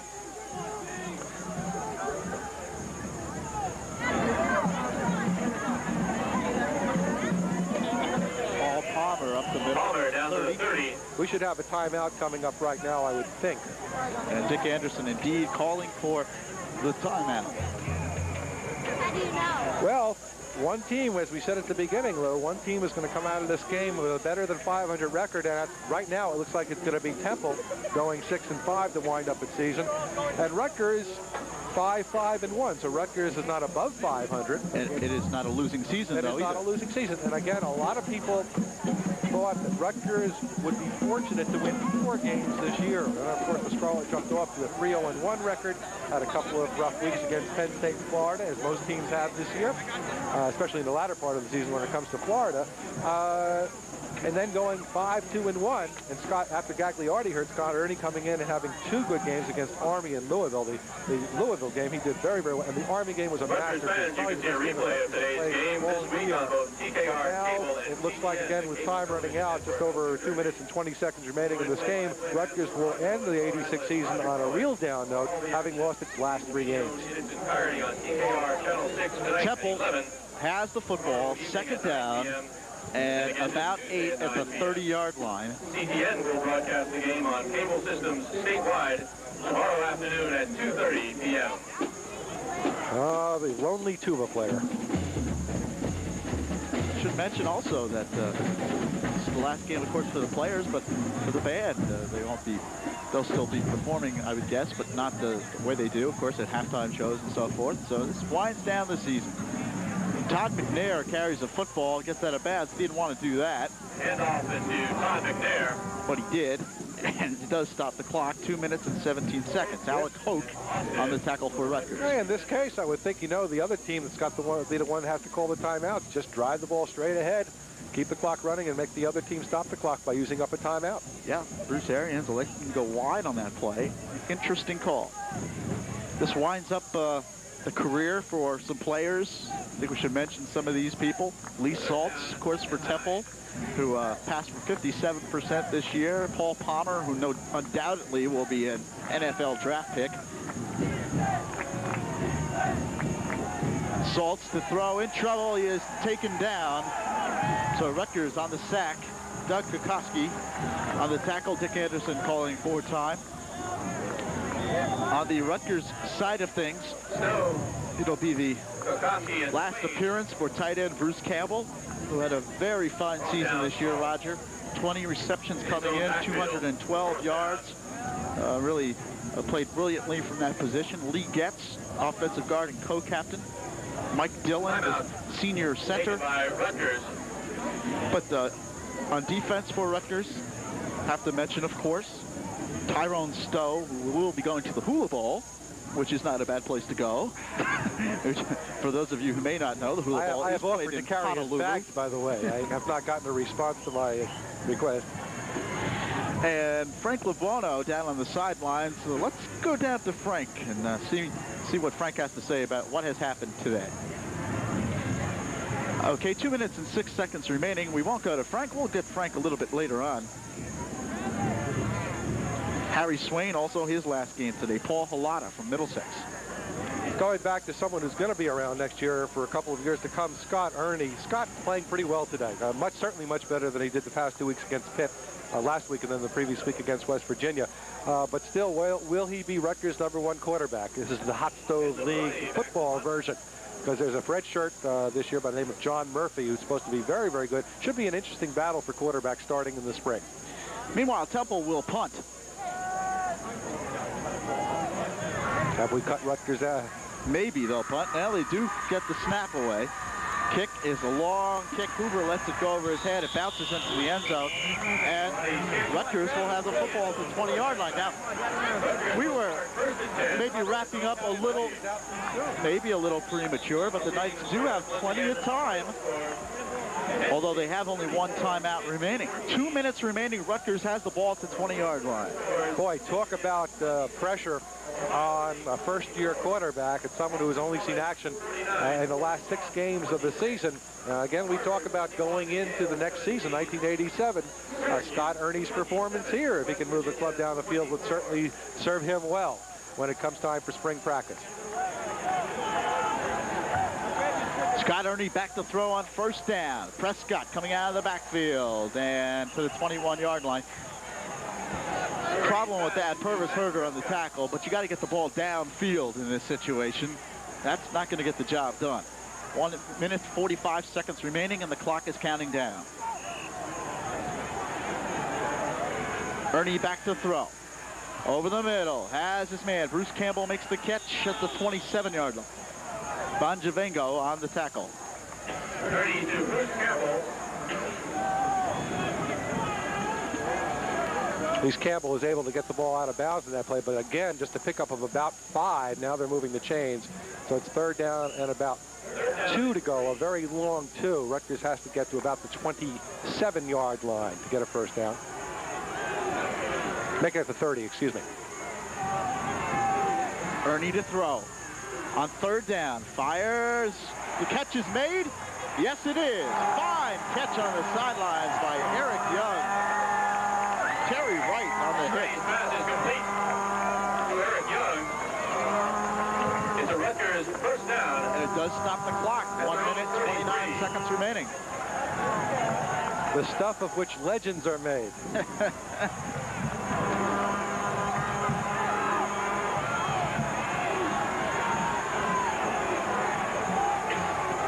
Ernie to throw. Looking, stands in, fires long as a receiver, almost intercepted and should have been intercepted. Larry Bruton could have stifled this Rutgers march right then and there, but Rutgers will have another opportunity, second down. Larry's a senior from Newcastle, Pennsylvania, had 1 interception coming into today's ball game. Would have been nice to kind of round out his career at Temple with a second interception, and you're right, that certainly would have let all the air out of the Rutgers balloon.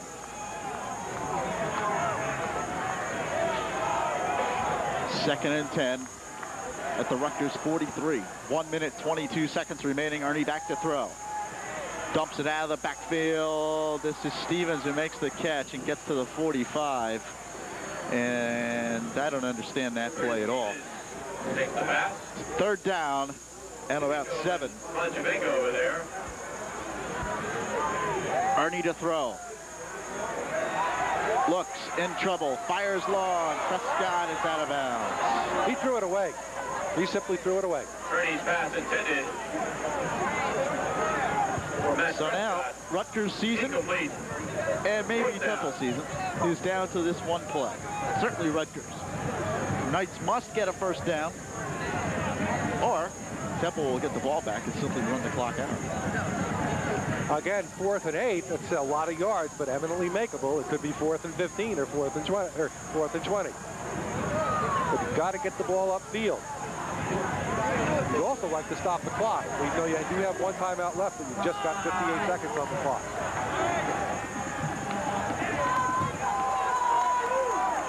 Ernie to throw. 4th and 8. And has his man, Albert, Now that will stop the clock as they move the chains. With 51 seconds left, Rutgers will line up immediately. So as soon as they mark the ball ready to play, Rutgers will snap it. Let's see whether or not he throws the ball out of bounds. 51 seconds remaining. Rutgers on the move. Ernie back to throw on first down. Looks, fires. It is caught. No indication. It is incomplete. Ball intended for Eric Young. John Smith on the coverage for Temple. Stops the clock with 44 seconds remaining. Well, it's good to see Rutgers, from a Rutgers standpoint at least, good to see Rutgers not give up the ghost. Coming back and making a fight of it. And would be interesting, of course, that if Rutgers were just a field goal down, possibly get about 10 yards closer, and would have been nice to see whether Doug Giesler could have gotten Rutgers back into the game. But we're not talking 3 points, we're talking 7 points. Rutgers got to go 43 yards. Second down, Ernie to throw. As his receiver is knocked away from Bruce Campbell. Incomplete. Bonjavengo on the tackle to jar it loose. 39 seconds remaining. And it's third down coming up for Rutgers. Good pass completed, would have given him about 7 or 8 yards short yardage on third down. Good defensive play by Frank Bonjavengo. Temple fans on the far sideline chanting defense. Ernie to throw. Fires across the middle. Rutgers inside the 30. Campbell. Bonjavengo on the tackle. 33 seconds remaining. Here they go. Ernie back to throw. Looking, now runs out of the pocket. Still looking. Fires incomplete. Intended for Campbell down at the 12-yard line. Campbell is incomplete. Terry Wright and Frank Bonjavengo on the coverage. 25 seconds remaining. One of the problems with that, Lou, running out of the pocket and scrambling like that, something costs a lot of time. Just 25 seconds left now, but again, it did stop the clock. The ball marked at the Temple 27-yard line. I'll go home and tell my wife, gee, it was a terrific game. Ernie to throw. fires, almost intercepted. Eddie Parker couldn't believe the ball was in his hands. He was surprised. And Greg Albert couldn't believe the ball was where it was. He was the intended receiver. It does stop the clock with 21 seconds remaining. 3rd down and 10.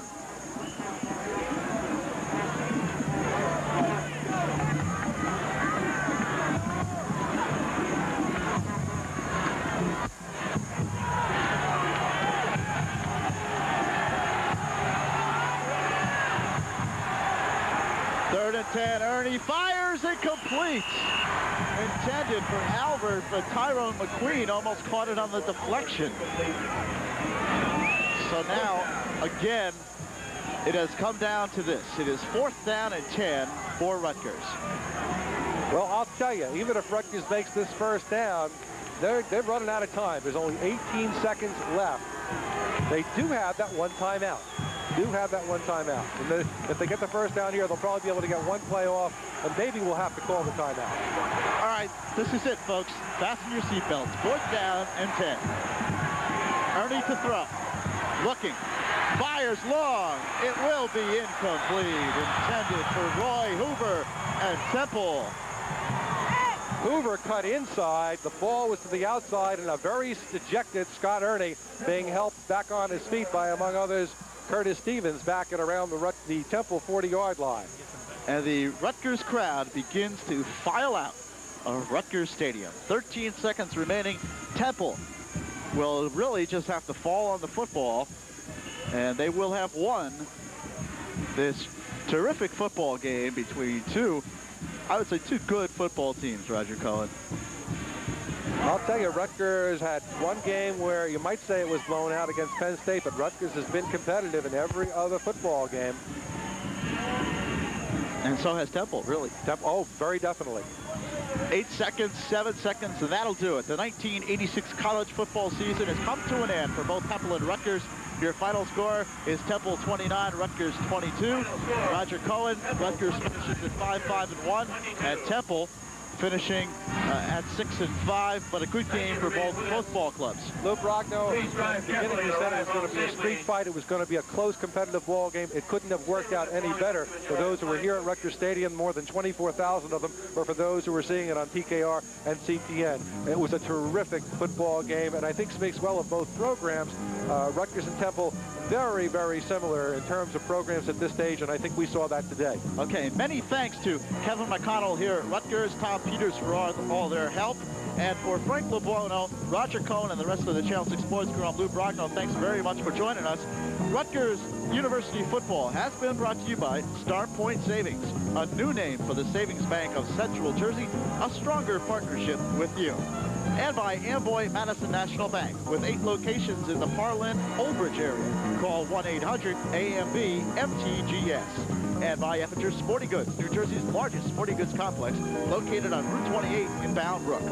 And by Winhold Realty in Metuchen, your neighborhood realty, Winhold Realty. And by Royal Chevrolet in Bound Brook, 50 years of commitment. People have grown to trust. And by Gateway Oldsmobile, Bound Brook, New Jersey. Gateway is the great way to buy. Once again, the final score from Rutgers Stadium is Temple 29 and Rutgers 22.